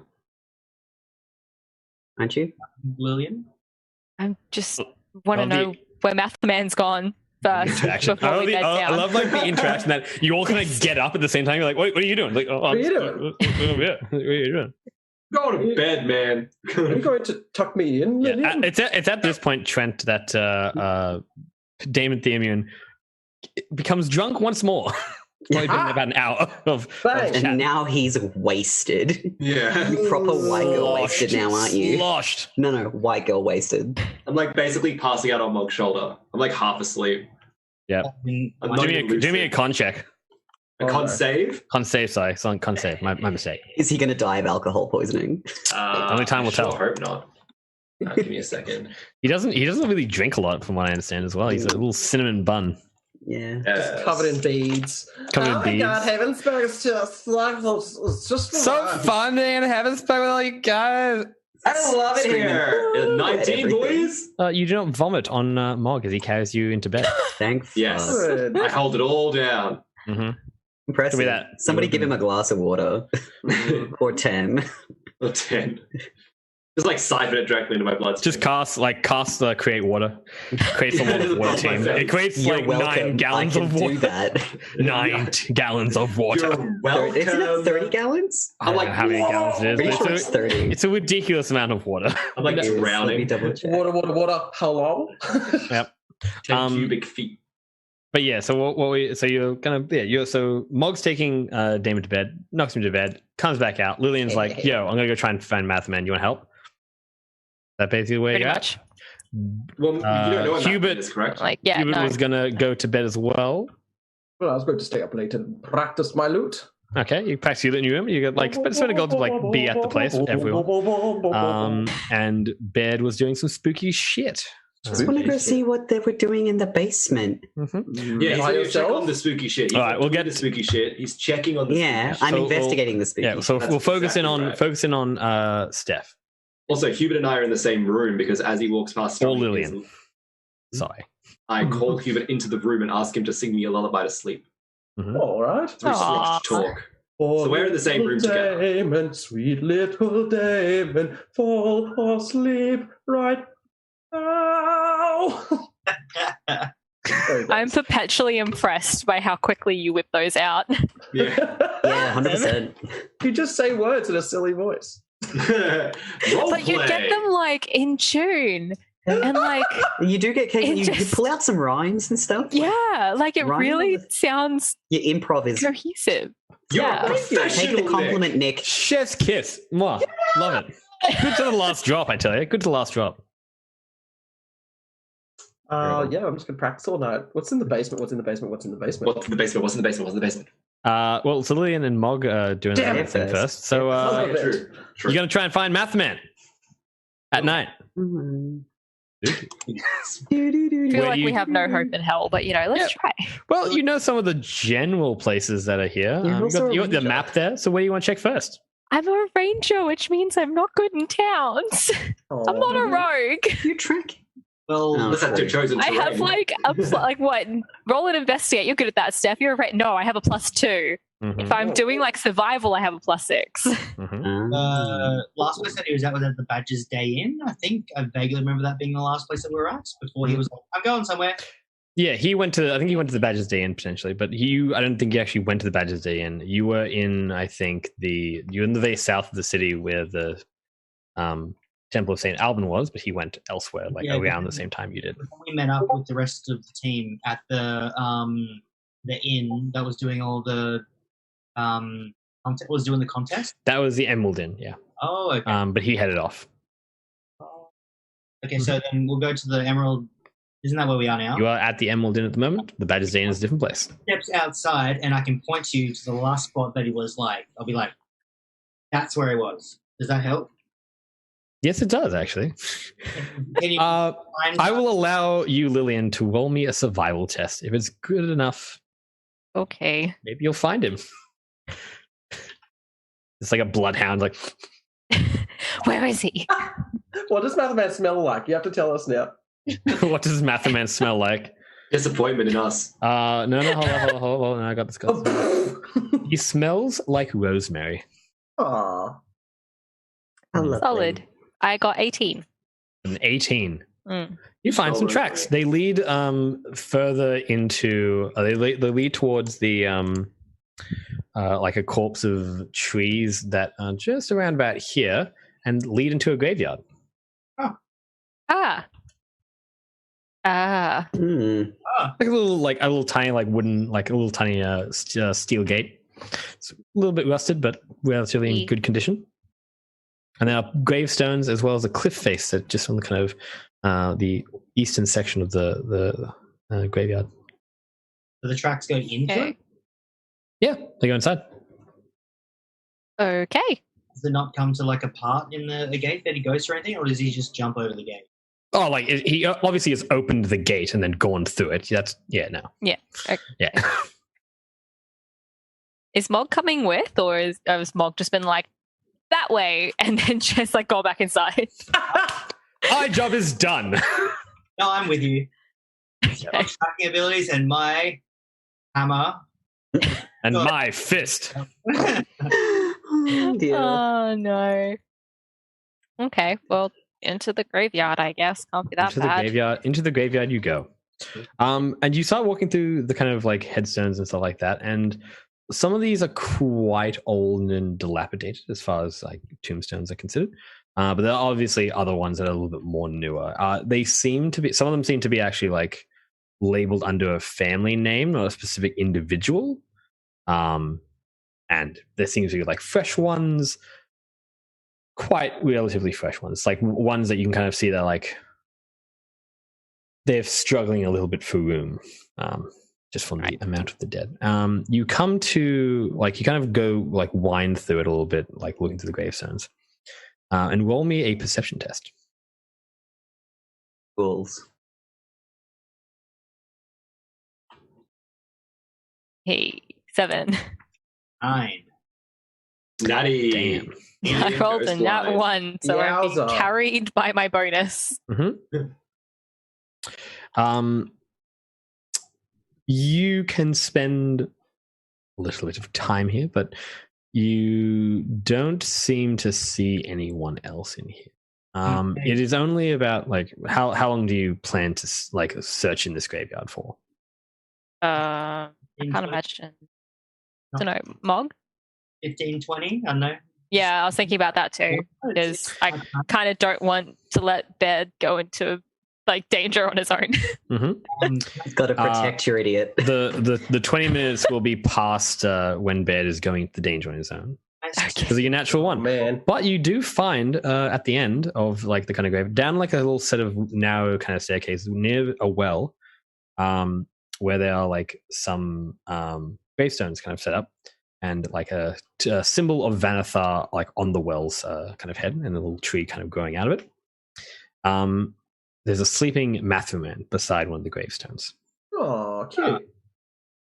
He seems to like he's still in his full plate. He's got his like halberd to his side, and he's kind of like resting, holding like what looks like an amulet in his hand beside a gravestone. What does the gravestone say? This gravestone specifically says Sarah Matherman. Or Sarah Mathis, sorry. Wait, hold on. Maybe his wife. Mm-hmm. His name is Matherman Matters? No, his name is just Matherman, like Cher. His name is Thurman Berman? A lot like Cher. Madonna. Sarah Mathis, and there's like a symbol of like Vanathar. The symbol of Vanathar as well is a large kind of claymore and angel, like four angel wings, like two sets of angel wings. Nope. Right. Okay. It's raising up into the sky, not going down. Can I see any undead around? Can I see the undead or anything in the area? Do you do the around? Yeah. You open your third eye of paladinic might. My one eye. I've only got one eye. Since 30. Oh yeah, sorry. He's only got one eye. Yeah, he's only got one eye. Yeah, the man only has one eye. He didn't even talk about that in his like character background. He's like, "Why do you only have one eye, bro?" It's like, it's because I've mentioned a few times that I've only got one eye, but we're in the middle of a fight. I'm sure. Man has only one eye. That's why I need this character portrait, to be honest. You open up your third eye, and you do not see any undead. However, you do feel the presence of a demon within the area. In fact, there's two demons in the area. Very far away. One is Lillian. What is the distance? I was going to say, one's me. Not really. What is the distance on that, by the way? 60 feet or 30 feet? 30 feet, I'm pretty sure. Mm-hmm. This? Pretty much. Powerful rings like music in your ears. And 60 feet. There you go. 60 feet. Yep, you see there's two what appear to be devils or demons or infernal creatures in a tree nearby. They appear to be, you kind of look towards where they are, and there are two ravens like sitting next to each other looking at you. Poke Lillian being like, yo, them's demons over there, I seen it. Friends. Just like translates Morgan head. He talks like that now. All right. Well, we're not going to leave Matherman here then. So should we get him up and then take him to the tavern, or should we kill the demon? I mean, if they're not bothering us, maybe we don't bother them and then catch them by surprise later. I don't know. You know what they say, let sleeping demons kill. Yeah, that's what they say. I'm going to try and wake Matherman up. Yeah, you just give him a kick. I do not give him a kick, thank you very much. That is so rude. Wow. Yeah, Bear's not there. Yeah, give him a soft shake. Like, so you go down to his side and you kind of give him, touch him on the shoulder. It's like, hey, are you? And kind of like look. He opens his eyes quite solemnly and do me an is it insight? I think there's an insight. Yeah. Insight. Insight check on him. Go. Yep. I always get worried now that I like forget what what it's supposed to be calling. I'm like, oh no. Sorry, I'm not laughing at that. I'm laughing because Nick is sitting there like scream demons in his face. Yeah. Nick is real big on the screens today. It's a screamy kind of day. It's a big scream kind of day at the end of the year. What can you do? Yeah, didn't you get the weather report? I mean, it's howling wind. Screams. Yep. So you got a 17. Yep. Yep. You can tell that he has been crying. Oh, He's been like very like quite like he looks exhausted. Like he's been obviously reliving something that is very painful to him, and he kind of opens his eyes with a kind of like he hasn't realized that he's fallen asleep just from exhaustion, and he's like, Lillian. He kind of stands up. And how did you find where it was? So what are you doing here? I'm a ranger, so it's kind of my job. And B, I was worried about you. He looks like not sure how to deal with it. He's like, thank you. I'm fine. I am. Well, apparently there's 2 demons nearby, so you might not be fine if you stay sleeping here. He kind of like looks around a little bit. He's like, looks a bit like perturbed.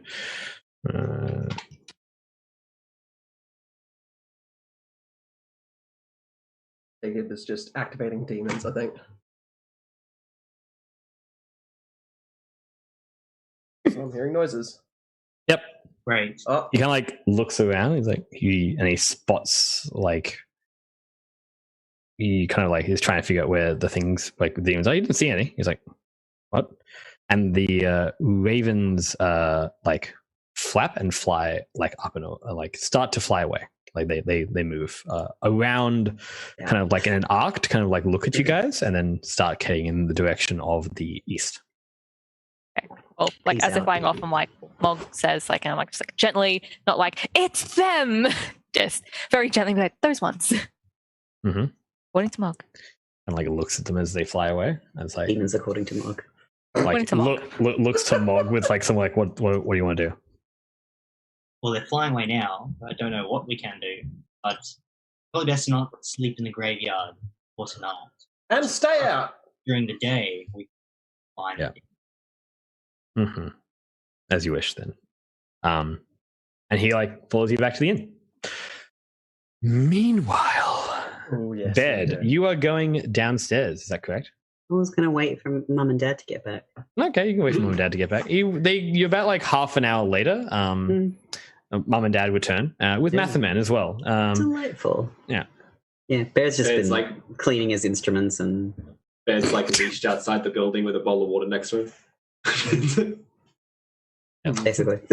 Just waiting, just lounging. You've got you're probably lounging in your room upstairs, which you're spending a gold on. Yeah. It's a nice room. It's a nice little like bed. It's very nice down. Excellent. Finally, a good bed. It's quite lovely. It was the last one they had as well. They had only like 2 very nicer beds, but it's relatively small. On the ground like animals. Mm-hmm. Ugh. Disgusting. Yeah, when he hears them return, he'll come downstairs. Mm-hmm. I waited.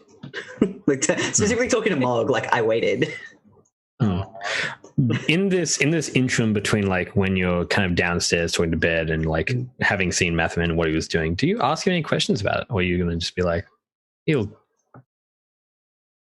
and Lillian and Mog, if you want to query dear Mathaman about his deal, what he was doing in the graveyard at night? Kind of want to like probably would have tried to strike up conversation on the way back. Like, are you okay? I'm all right.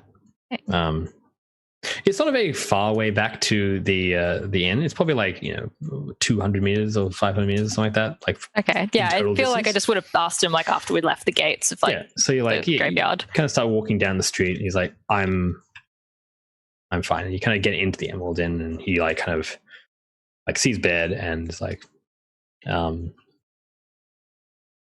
was someone very important to me who died some years ago now. They were taken by the disease. I didn't hear that. So was I.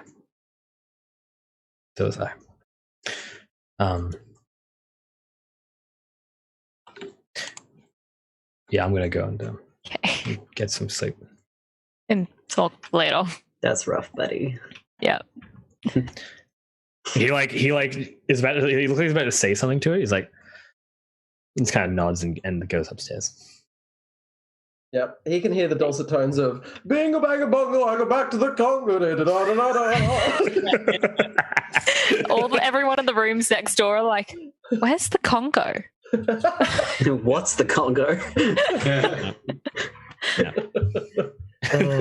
Amazing.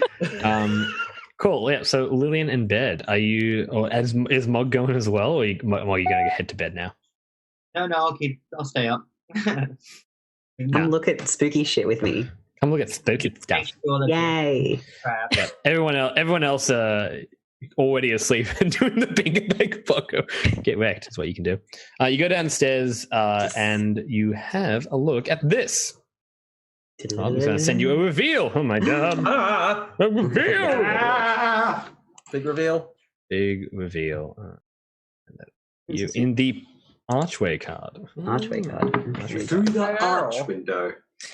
Oh my god! I have not thought about that for a while. I'd be very surprised if you had. Yeah, I watch it every day. I still have so much learning to do. When will I learn? I learned about the color Come yellow. on, you can do it. Oh, there it is. Oh, cool. How plain. Oh, cool. I'm not in yet. Everyone's making fun noises. Yeah, that's the goal of art. You're hyping me up. Hype it up. Gas them up, man. Gas them up. What is in that barrel? Yeah, what is that? You can have a look. Me. You go check it out. It's you. They do kind of look like potions. Oh. Yeah. They're not meant to be paddle sticks, like have kind of. What? That, or they were going to be like giant lollipops, or like caramel apples. Caramel apples. Yeah, that's what it is. The secrets of the caramel apple cult. I don't think I'm on the right card. Which card are we? The archway. Oh, okay. My bad. Yeah, that checks out. Get the right one. Got him. Yeah, this is dope. Oh, cool. It doesn't. Dope as hell. Yeah. But yeah, you come down to a cellar. Mm-hmm. Yeah, you just kind of open the door. Oh my god, it's the potion cellar. It doesn't seem like the bartender really regards you too carefully as you like go down there, because they're kind of like cleaning up. They're like in the kitchen and stuff like that, so it's not really like an issue for you guys to go down here. But yeah, you find an area, kind of just an area. underground storage area. There's a bunch of like barrels of what you can imagine. Like there's green little labels on them as well, which identify what kind of drinks they are. But yeah. Excellent. What do you want to do now? Well, Is no one down here? Nope, no one down here. Just one person barrels. went in, one person went out, but it was a different person. So my current theory, which is what I had at the beginning of the night and wanted to check, is that it was the same person. Oh. Changing appearances. I was thinking maybe it's Thunderdome, because 2 men enter, 1 man leaves. But we didn't see 2 people enter, we only saw 1 person enter. Yeah. And they were carrying the same knife. Not Thunderdome. Crazy. Not to notice any of that. Definitely hard to tell, because it was a relatively busy night. You maybe there could have been someone else down here. Who knows? Can I have a little bit of a look-see around? You can have a little. Would you like to do a survival or perception? Can I do investigation? You can do You can do investigations. Oh, sorry, investigations. I meant not perception. Excellent. Roll the dice. Either of those 2 things, and you'll find some Survival? information. You may do survival as well. Not a D30, a D20. D30. Ooh. Natural 1 anyway. Gotcha. Basically. Far out. First roll of the night. It's a shit one. Yeah. Fucking hell, Lillian. I've got your luck I've got your luck this session. No, don't say that. Who's gonna get it next? It's gonna Who rotate. knows? It's gonna just pass on. No, don't say that. Bed. So Bed, you kind of you have a look around and you look through the barrels and stuff like that. The alcohol and stuff like that. There are some there's some like liqueurs in the place where you were looking at the what look like potions, the top half thing. But they're like liqueurs and stuff like that. And there's a kind of wall of drinks and stuff like that. They're all like kind of fancy looking liqueurs that are made from like apples and cranberries and like peaches and stuff like that, which all seem to kind of have a little Arbortown sticker on them. Okay. Arbortown, like from Arbortown. They've come all the way from Arbortown. Yeah. Delightful. Do these look like the same kind of barrels that we found at that farm? Yeah. Yes.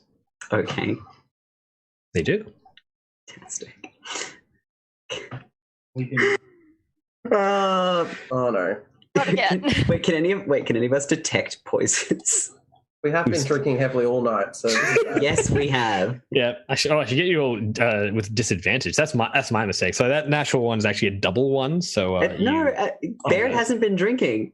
That's true. Yeah. Keeping your wits about you, then, are you? Keeping my blood tasty. Mm-hmm. That sweet, sweet liqueur of the gods. Oh, and for Lillian as well, just with your survival, you find that there are like obviously tracks down here from people, like, but it's relatively like it's a hospital bar. Like people walk down here. There's dust. There's it's a lot of trail and movement, but realistically, none of it looks particularly old, none of it looks particularly new, and none of it looks particularly useful. Unfortunately, Most unfortunate. Rest in pepperonis. The barrels that we found at the Ranger. The barrels that we found at the farm, didn't the ones that were poisoned have like a specific like like stamp on them, or there was something in them? They had a mark. Yeah, they had like a little mark on them. It was the circle and 3 lines. That's right. Do any of these barrels have that mark? No, none of the barrels have that mark. No. Does anything have that mark on it? You spend about an hour or two looking for this kind of stuff because there's a lot of stuff to look at, and you don't find any of those marks on anything here. No. Okay. Right. Look for a secret doorway. But I am. But you do recognize that like these are the same kind of barrels. Definitely very close to those same kind of barrels for sure. Like you've obviously not gotten like a massive success on your investigation, so you're like, but you can probably you can draw the similar Basic enough kind that of. you can take that kind of as information you've got. Yeah. Yeah, I think he's at that. Like, I'm not convinced, but I'll let it be for now. Mm-hmm. Kind of stage. Yeah, so that's you have a look around, but you don't really find much else, unfortunately. Sort of like it gives the bartender a bit of a like a I wonder if he knows anything. Also, I'm too tired to ask him right now. Kind of look and then heads upstairs to ponder. Indeed. And sleep. And you sleep the night away. So nice. So pleasant. And as the rays How many of sunlight attempts on our lives? no attempts on your life. And as the rays of sunlight glistened through the windows of your bedrooms, you feel a nice sense of rest. You've actually slept in proper beds this time, quilted, nice and warm. They got the heavy, like they're nice and heavy. Those nice heavy matches, like the heavy blankets and stuff like that.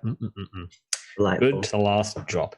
I know some of you are a little bit tired from having a bit of a later night. You get into the day and eat some breakfast downstairs. It's basically eggs and ham. How the fuck is Damon right now? Want me a con save, Damon? Another one. Another one. Right. Another one. Yeah, you're the only one who got like properly sloshed, from what I understand. So. Hey, I'm okay. He's got that young and youthful like metabolism apparently, even though he's like jealous. Even though he's like 30 years old at this point, he's maintained the sweet endurance. He's not youthful vigor. Not broken his body with alcohol yet. Yeah. After like 2 punts, I'm already like. And yeah, like so you wake up, have your eggs and bacon for the day, and get into it. Yeah, real food and everything. Oh, this is the best place we've stayed. There's even like roast potatoes. Potatoes, just a little bit of roast potatoes. Just mash them. I'm like stuffing my face. This is probably the most ravenous anyone's ever seen Bear. Just like actually eating food. Yeah, the gold coin is also for like the breakfast in the morning as well. So it's a whole. It's the whole situation. It's the whole shebang. It's what you want out of a bed and breakfast. That's delightful. Oh yeah, it's very nice. It's good in. 10 out of 10. Is the player of this inn shady as fuck, or are they pretty normal? Which one? The owner? Yeah. No, they're like pretty normal. They're a guy. Checks out. Hello. Oh, easy. Look at this NPC. Hello. Nothing says at all. Yeah, you don't think you really asked him. I think the name's Harry, from what I recall last session. I think. But he's just regular human man. doing things. Oh, so no, his name's Hugh. Sorry. Hugh. Well, get out of town. Yeah. Love Hello. it. You and Hubert just hanging out, palling around. Yeah. Yeah. His last name's Man with 2 N's. Oh my god. Hugh Man. Son of a bitch. I hate you so much right now. Gotta have fun. Yeah. We have fun Take here. your It's a lunch lot money. of laughs. Take your lunch money. Yeah, you punk. Jacob. You got to do what you got to do.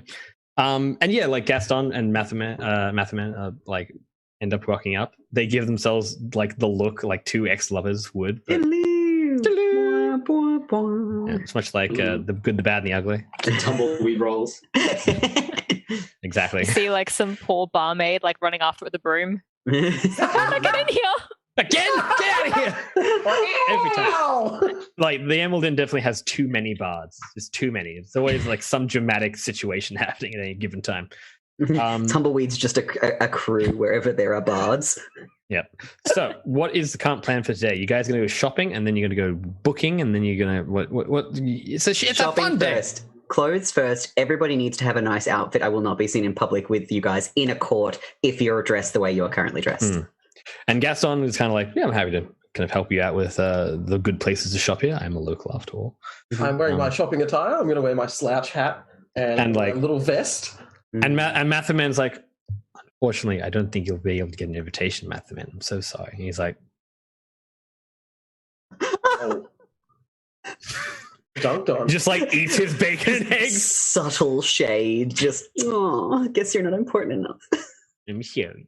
You put me in you. And like Mathaman just like eats his eggs Benny and stuff like that. Delightful. Yeah. And it's like Gaston's like, so whenever you guys are ready, I'm happy to take you. Let's finish up and go. No alcohol in the morning, guys. Let's stick to water for now. Shopping. Quiet shopping. Bear just like picks up the violin and just purposefully like really nasty noise. Sorry, it's a little bit out of tune. So like Damon like has got no hangover. He's perfectly fine even after that. So when you violin, I look over at Hubert. You're right, Hubert. You okay? He's fine. Maybe you should play more music, Bed. Orange juice, Hugh. Now you should play more music, Bed. That'll perk him up. Get him going for the day. You're right. Get that inspiration. Bear does actually play something, but it's fast and loud and like very jaunty kind of tune. It's like very opposite to what Bear usually plays. But it's full of lots of like the spite, like sharp notes and spite. Yes, and spite. Sharp notes and spite. Yeah, it's what you create. And it's a violin, so it's sharp. Ouchie. Just covering my ears like, what fresh hell is this? Was it helping? No. This is what your music sounds like to me. You can kind of tell that like Gaston I'm so has weak. obviously had a few beers last night as well, but like it's like it kind of looks at you like, oh boy. And like casts a spell on himself again, and casts like remove poison. He's like, I'm better now. That's cool. It's that quite like boy. He kind of like looks to Hugh and it's like, bro, you got to get that. It's like remove poison. Swear to God, I swear by it. Party hard, but all right. But if that isn't a flex, though, just being able to cast that on yourself after a hard night out. That is definitely my energy with bards. If I'm playing a bard, I'm just like, I just want things that are kind of useful and cool. For a party boy. It's like party boy. It's like, oh yeah, like I can do this thing. I'm like, oh, what? It's like, yeah, I got really drunk last night. I'm just my poison for a bit. It'll be resolved by the time the spell ends, so that'd be cool. Most functioning alcoholics. Yeah, the bard. It's got the kit. It's the kit for it. I don't know to tell you. But yeah, he gets up and like heads out like side and waits for you guys to kind of join him. So, let's go, guys. Yeah. Mathaman like is like, I'm gonna go to the chapel of Lavinia. But you guys have a lovely time. Where are you going again? To the market. Where were you going to take us to those nice tailor people? It's the Temple of Hedda?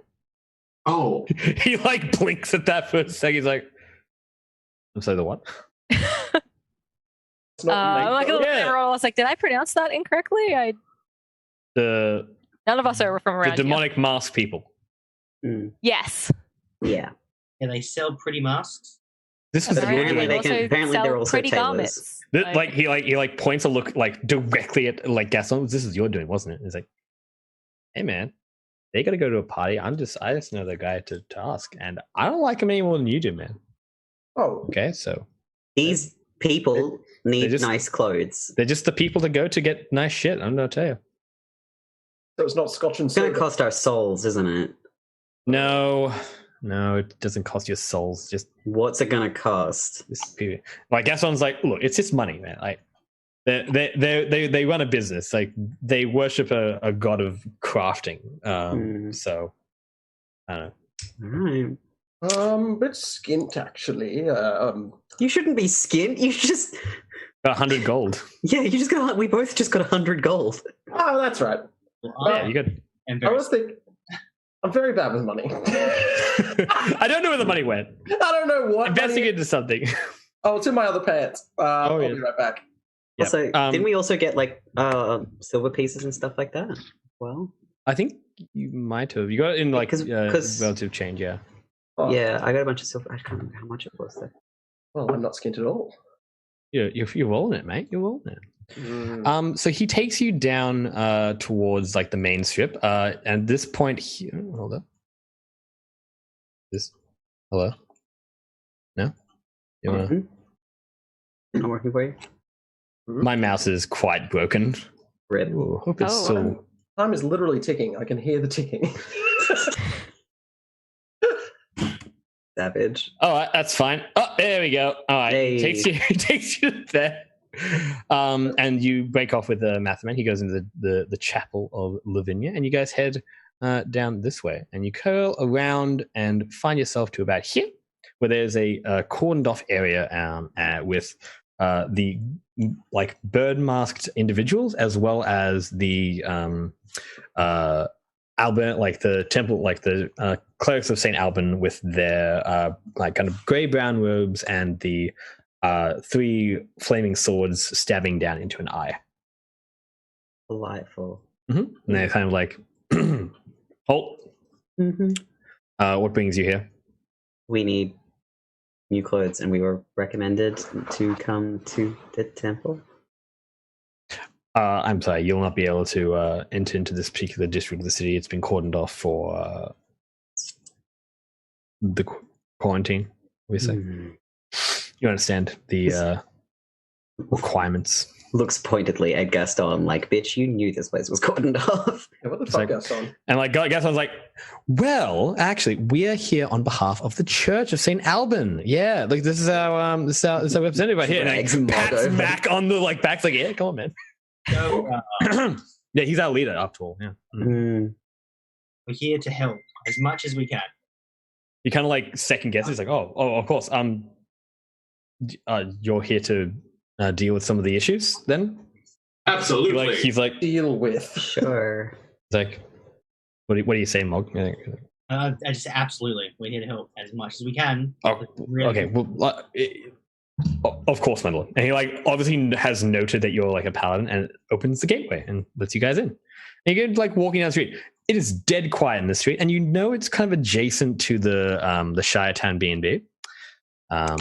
And you kind of walk like a little bit forward, and Gaston's just like, you know what I was doing? Just have a little faith in me. Come on. Fine. All right. Don't go in the houses and don't go down that particular street. So you get to about here, and he's like the temple of Ido is like right in front of you. Don't go down there. Couldn't recommend from what I've heard. And he kind of starts walking up the stone steps. Okay, let's go into the temple. You get inside the temple, and it is a very Spartan, like brick, kind of like very like flat down, not a lot of high roofs or anything like that, but it feels like a blacksmith's forge. It's like doesn't have those high ceilings, doesn't have much art on the walls, but what you do find is there are beautiful like carvings that kind of like you can see as you kind of walk around some of the architecture that look like faces and seem to be lined with like platinum and silver that shine in just the right light as you kind of walk through each of the doorways, and you come basically to like a kind of maze of kind of doorways.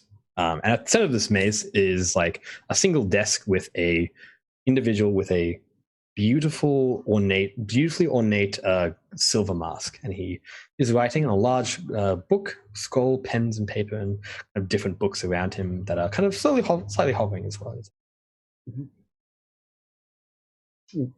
Bear just looks at Gaston and Mog and is like, "Well, you guys are the leaders." And like Gaston's like, no. This is way funner if you guys do it. The GM says. Gaston, you're not going to introduce us to this person? I don't know who that guy is. Anyway, got a cool mask on. Hey, cool mask guy? Yeah. I know there's a place to go, but I don't have to buy a lot of outfits. My body type doesn't really change a lot, if you haven't noticed. Yeah. I'm going to step around everyone then and go to this and be like, hello. Hello. Greetings. Oh, jeez. May I assist you today? Yes, we were recommended you as excellent tailors. Yes, we are. What requirements do you need for whatever event you are looking to participate in? I'm gonna like turn around and look at Bard and Hubert and be like, I don't know. So with his jaw when he speaks, it seems that like the mask he's wearing is attached to his jaw somehow, so it actually moves a little bit with his like when he's speaking. So like you can kind of, you don't really exactly quite understand. He's obviously got a bit of a lisp to him, but Can I see the mask kind of moves like a mouth. Is there a face in there? Is there like a little man face? Can we see any holes? Nope. Nope. There's like there's eye slits which are quite nicely carved into the like what is like the face. What color are his eyes? His eye, it's quite hard to kind of see. It's quite low light in here actually. But what you can kind of see is a very vivid and beautiful purple. Nice. All right. Delightful. Baird steps up and says, "We are the winners of the bardic competition from, the other night, and us and our plus ones acquire outfits for the party that we will be performing at in a couple of days." What is your budget? Medium range. Medium budget. Low to medium. I'm not spending 100 king gold on you, bitches. I am. I don't have 100 gold. Yes. 25 Who has per 100 person, gold? 50 per person. Is that your kind of limiting range? 20 to 25 per person sounds fine. One per person. I'll buy you a nice fancy outfit, but simply because I won't be seen in public with you when you're not dressed nicely. Gaston's like, I'm happy to purchase you an outfit if you'd like to be my plus one. Aww. Possibly. Just like, I don't know how to react. Thank you. Wear this dress.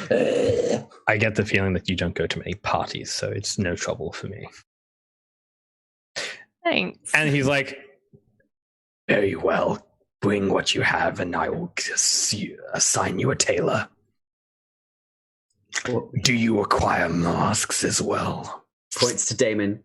He probably needs a mask. I would love a mask. Let's something. Oh man, this guy's bad. He had to give up his helmet, which was his mask. I see that you are one of the gifted, then. A mask can be made for you. Thank you. I like this guy. Baird looks at Damon and then looks at the dude and is like, oh, this is going to be ugly. This is going to be... Doesn't say anything, just makes a little... All right, just quickly send me in the old Discord how much money you're going to spend on your particular outfit and all that. Also, if you want Daddy Gaston to also buy you an outfit, he might be able to do that. Oh my god. Baird will pay Lillian for will accept Damon's that. outfit. And we'll spend 25 on on each of their outfits. How much do you maybe 30 on his own outfit. I'll go 35. You know, you're cheeky 35. You're cheeky 35. We're good. Okay. No. The basically you get the sense that you could spend any amount of money and you will get a quality item of that value. I want a really fancy fucking costume. Now, are you guys gonna opt for masks as well? It is generally speaking yes, the done thing sort of in a overarching culture of Vaskel is that you tend to bring a mask to a party, like a little Oh, okay. Phantom of the Opera style mask. Yeah, that's kind of some of the things that people tend to do. It's actually a cultural thing based on Idu, which is that the gods as well can come to the mortal realm because of their masks. They can't come to the mortal realm in their full forms because they would not kind of equate to the physical realm. The laws of the physical and the heavens are very different. So they put masks on, they become useful things in the world. So it's a whole thing, and it's the reason why a whole bunch of stuff. Anywho, so you get taken into a fitting room, and there are various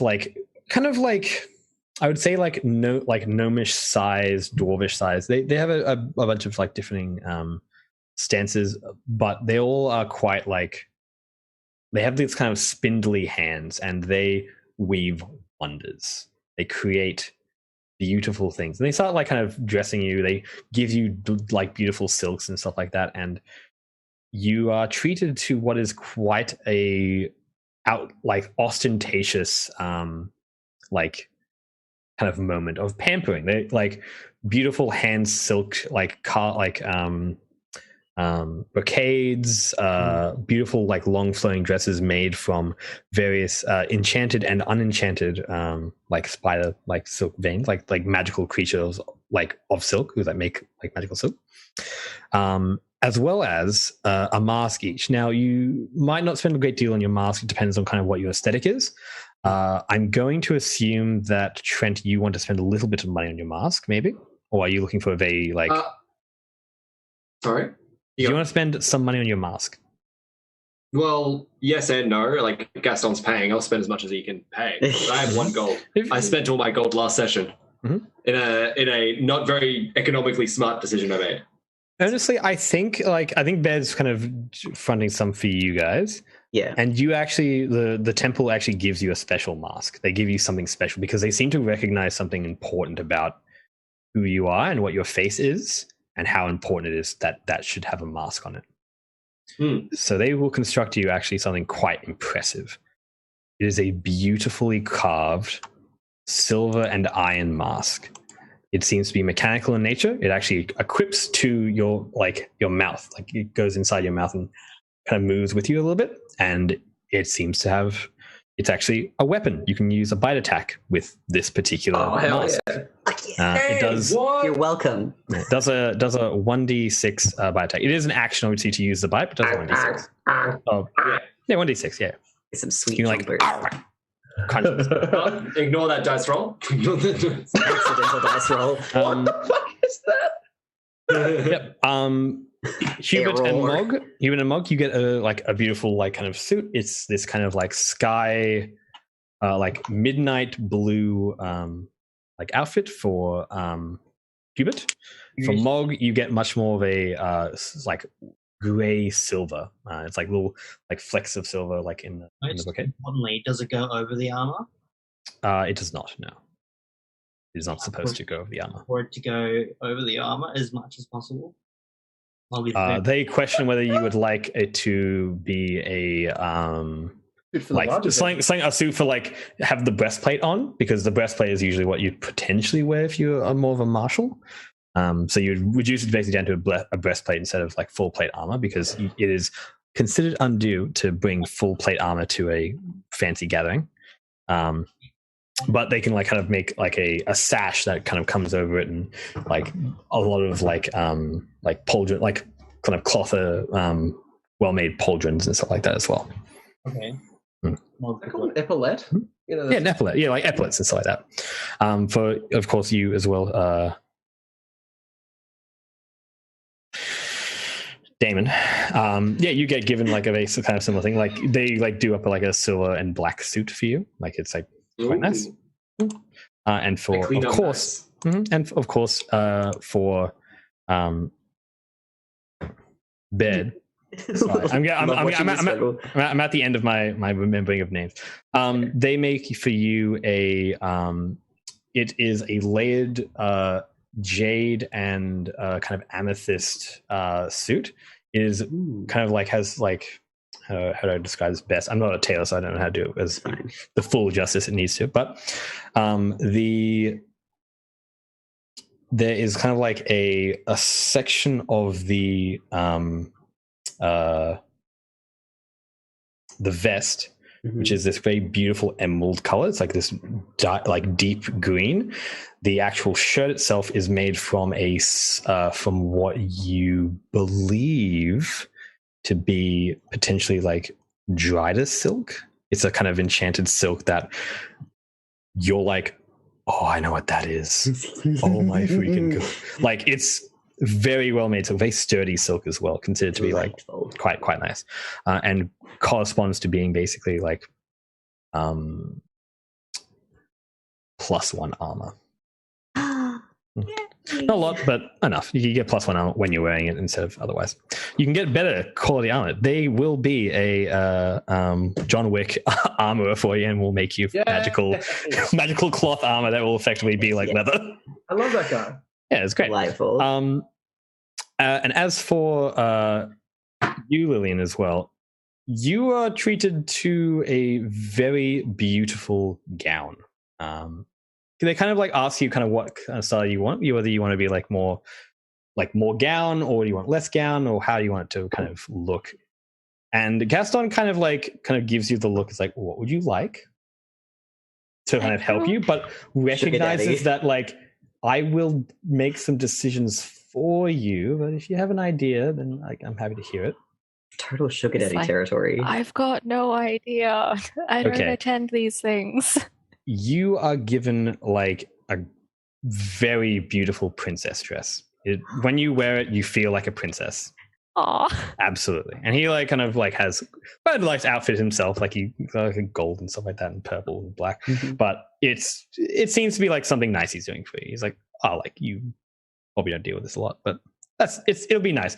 And it like you walk out in like the design, and you guys barely recognize Lillian because obviously she's more like leather and like, you know, not looking like, you know, practical garments.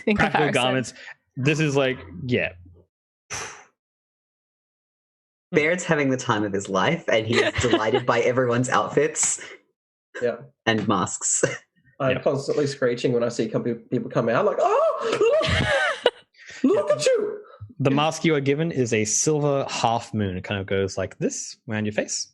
Kind of holds onto it, and actually connects to the horns, and it has a little like horn cap on it as well. So cool. Delightful. Yeah. And yeah, you all feel like all of these garments feel like you're someone else, just a bit. Like you're stepping into like the better, like almost like a better version of yourself, just for like a little bit of time. It's kind of enchanting, almost enthralling. I think maybe is the kind of energy. It's very enjoyable, empowering. But apart from that, that kind of resolves that particular section of the shopping trip. You're feeling prepared, and they kind of take it away, and they're like, "Oh, we'll do more of the fittings and stuff like that." But it's been nice to see you in this particular gravelly voice, like, "Thank you. I hope you enjoy what you have purchased." Yes, thank you, friend. They'll be done by tomorrow. Thank you.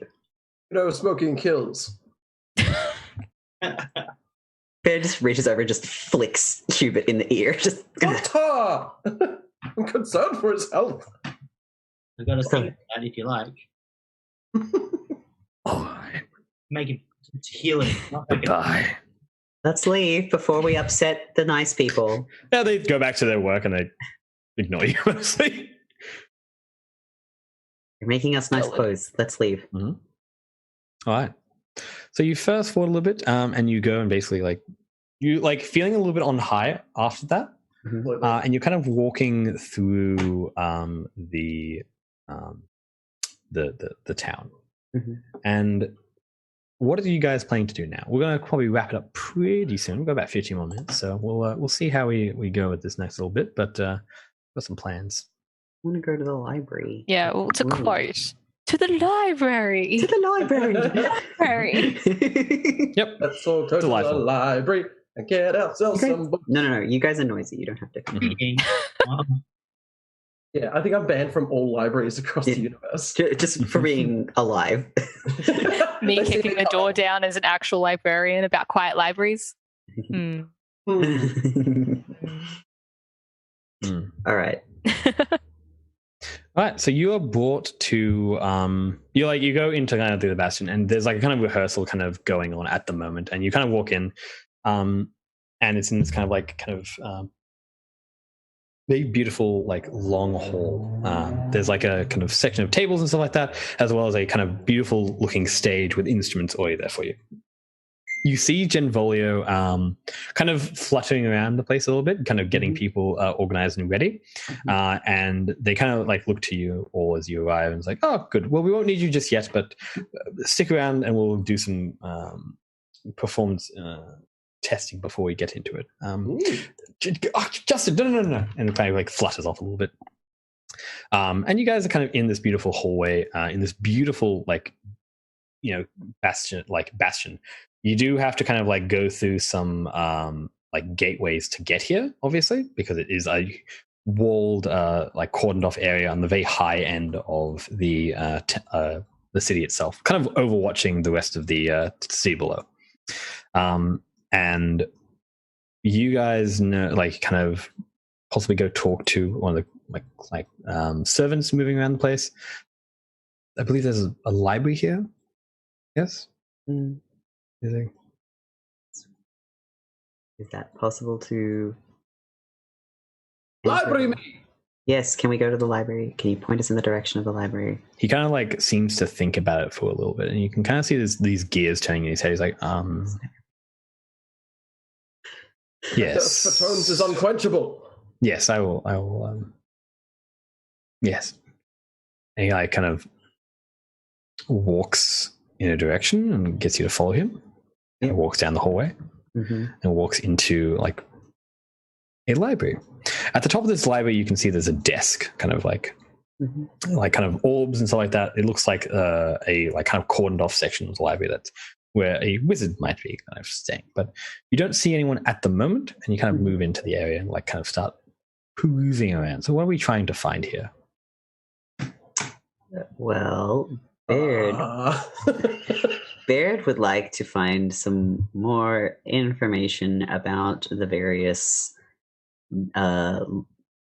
hellish court people. Yep. And what about Damon? He's chilling. Is he chilling? He's finding the picture books. Takes a relax. Nick, what about? I was never taught to read, so I don't really read books. It says picture books. I knew it. I would like to find a book on actually the mistress. I'd like to do some research on Ben. the vampiric families of the Highlands. The Highlands. Yeah, there's a quite a nice book on the subject. Actually, it talks about the original like kind of vampires of the Highlands and how they became basically like allowed into what is noble society, kind of through force of will and personality, and just being like. Generally, the fact they were fucking vampires, and they don't die, as well as kind of like making a blood pact. Kind of talks about a blood pact, but it doesn't go into too much detail in this particular time. But I'll get to you in a sec. What about Mog? Mog is just going through some books and just kind of looking for the ones that have like pretty pictures in them. And it's just like, oh, that's nice, and reading a bit, and then next book kind of thing. Because Mog also does not like reading.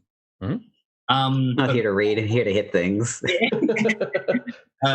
Sandwich with words. With that, is there anyone in the library? Like, how do a perception check to see if there's just like anything? There is. There's an individual that you can kind of see. They seem to be kind of like in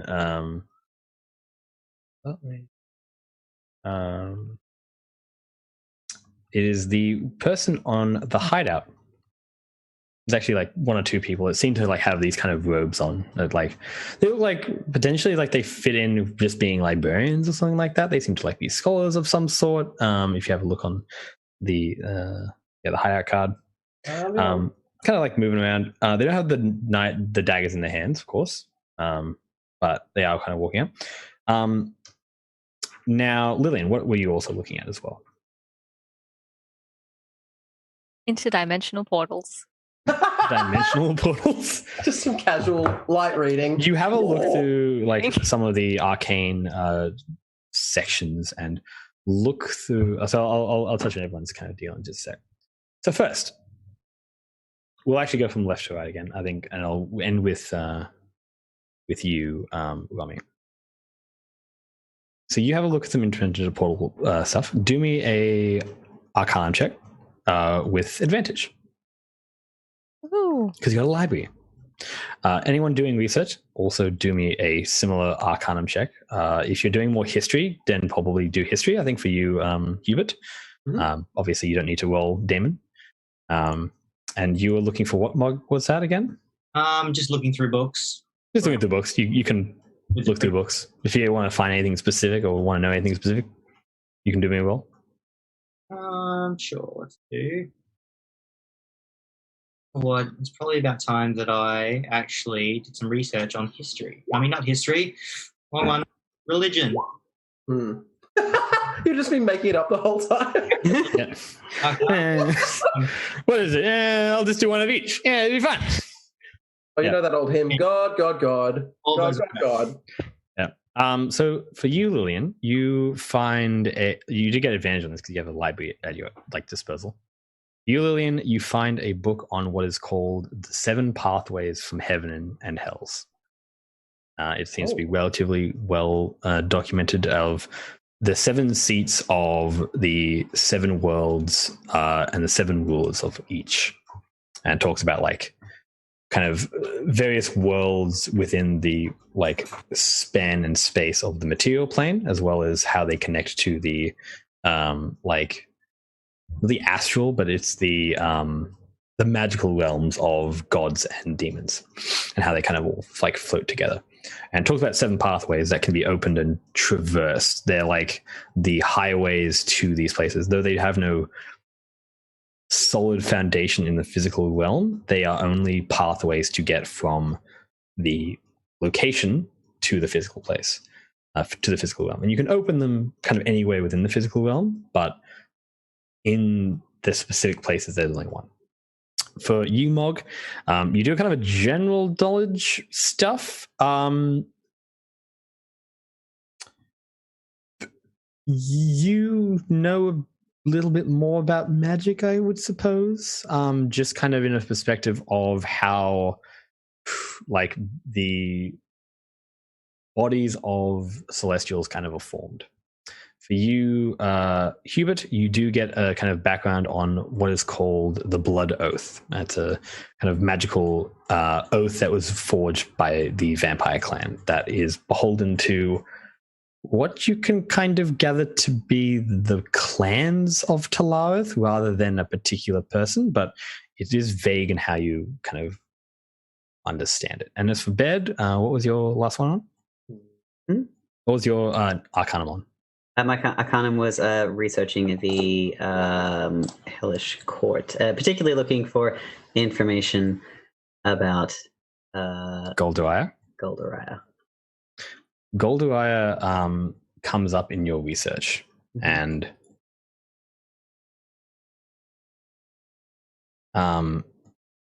Golduraya kind of comes up in the research, and as you kind of start reading about him, you get a sense of what this person was. He was once an actual person, but was betrayed by the god he was serving.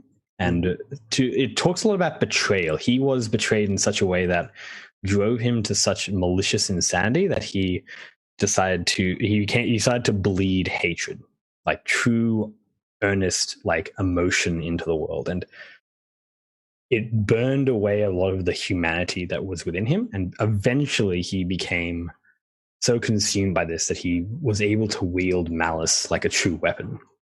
To wield hatred against gods is a powerful thing, for gods, generally speaking, have their power related to the world because of belief and because of the nature of the cosmos and how it all kind of works together. There's two infallible things in the reality. There's truth and there's lies, and everything is a myriad between those two ideologies clashing together because they themselves are primordial gods and exist within like a very vague sense of the multiverse. It's as you're reading this, though, that an individual comes up to you and plants a hand on your shoulder and whispers into your ear, "You have been expected, brother. Leave what is necessary to us."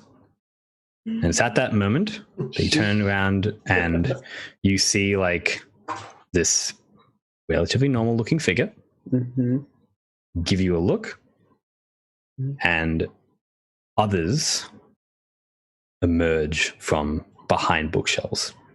Oh, we're gonna fight him good. And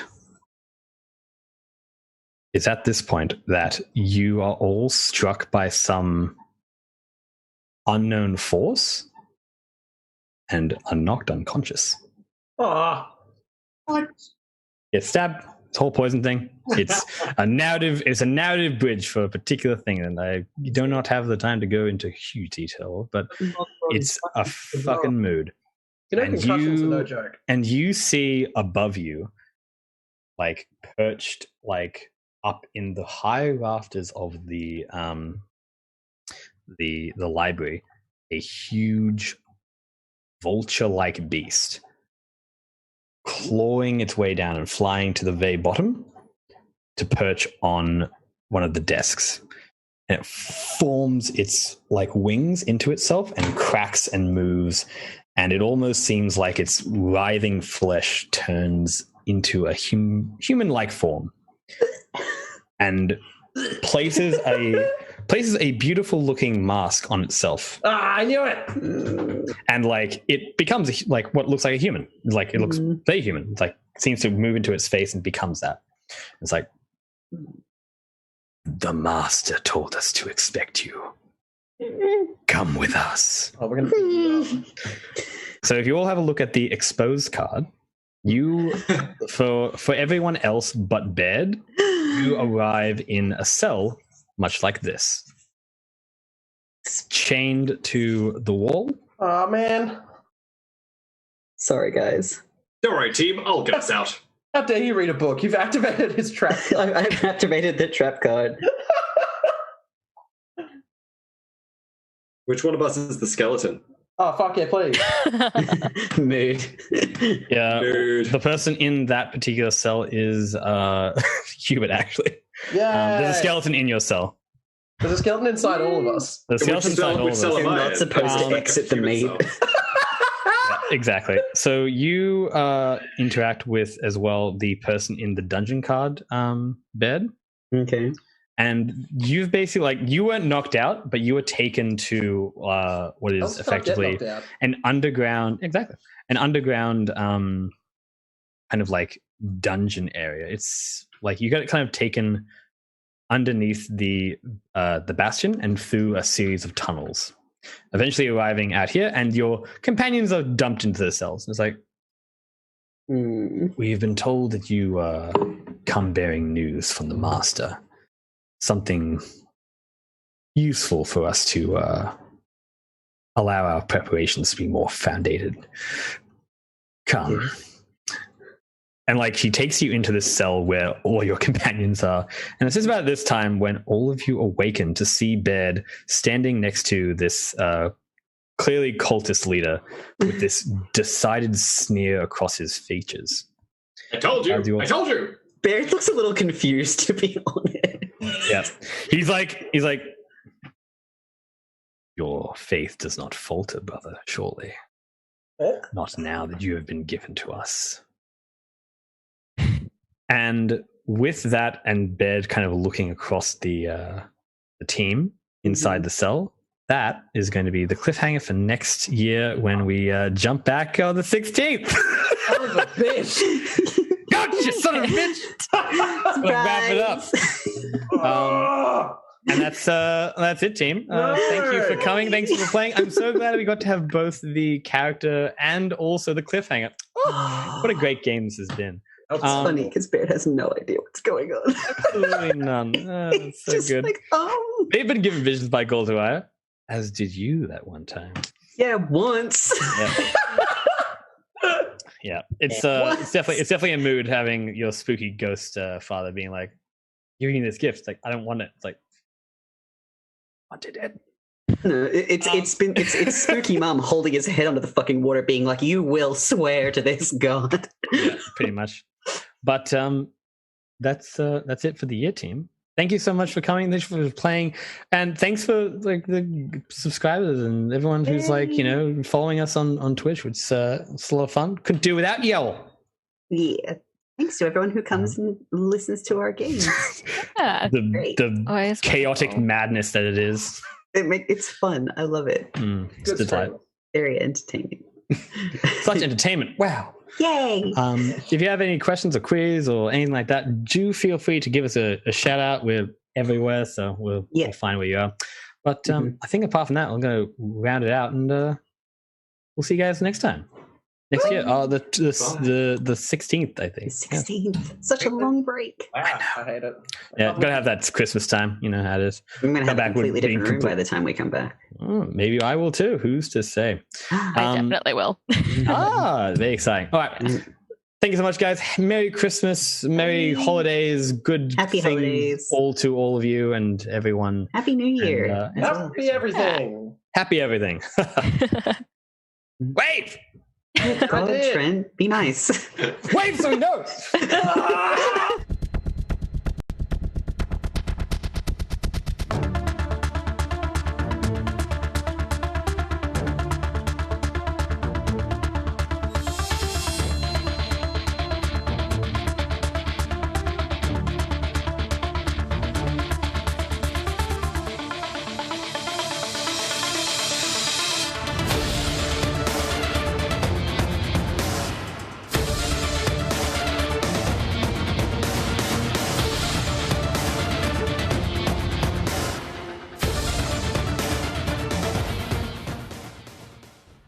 Sean Sunday's player screens, D&D player screens arrived today, and going to do a quick unpack.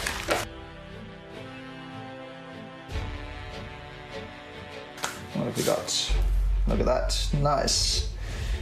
Partly what's really good is that they're kind of low, and with that is what I'm actually really looking forward to seeing, how they work together with Ardent Roleplay. And of course they're particularly good because they have a whole bunch of nice useful information on them for players, not just DMs.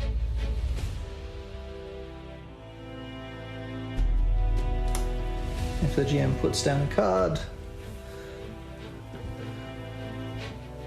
you can still have a really good view of what's going on in the space. So you're still getting that 3D view, you've got the screen, it's not in the way, which is what I was really hoping for, but that height is just fantastic. So you've really got a good view of what's going on the table with Ardent Roleplay, using the augmented reality to see what's happening, and you've got this lovely screen to remind you what you're supposed to be doing and how it all works. So thanks, Sean, for these are fantastic. I'm really glad we backed your project, and looking forward to having a play with them. Sean Sunday's player screens, D&D player screens arrived today, and going to do a quick unpack.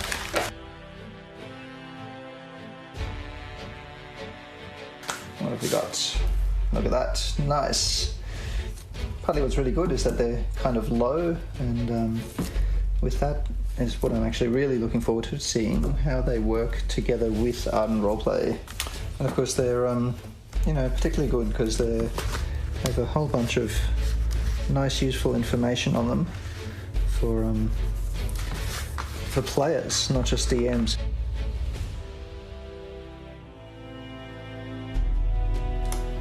If the GM puts down a card, you can can still have a really good view of what's going on in the space. So you're still getting that 3D view. You've got the screen, it's not in the way, which is what I was really hoping for. But that height is just fantastic. So you've really got a good view of what's going on the table with Ardent Roleplay, using the augmented reality to see what's happening. And you've got this lovely screen to remind you what you're supposed to do.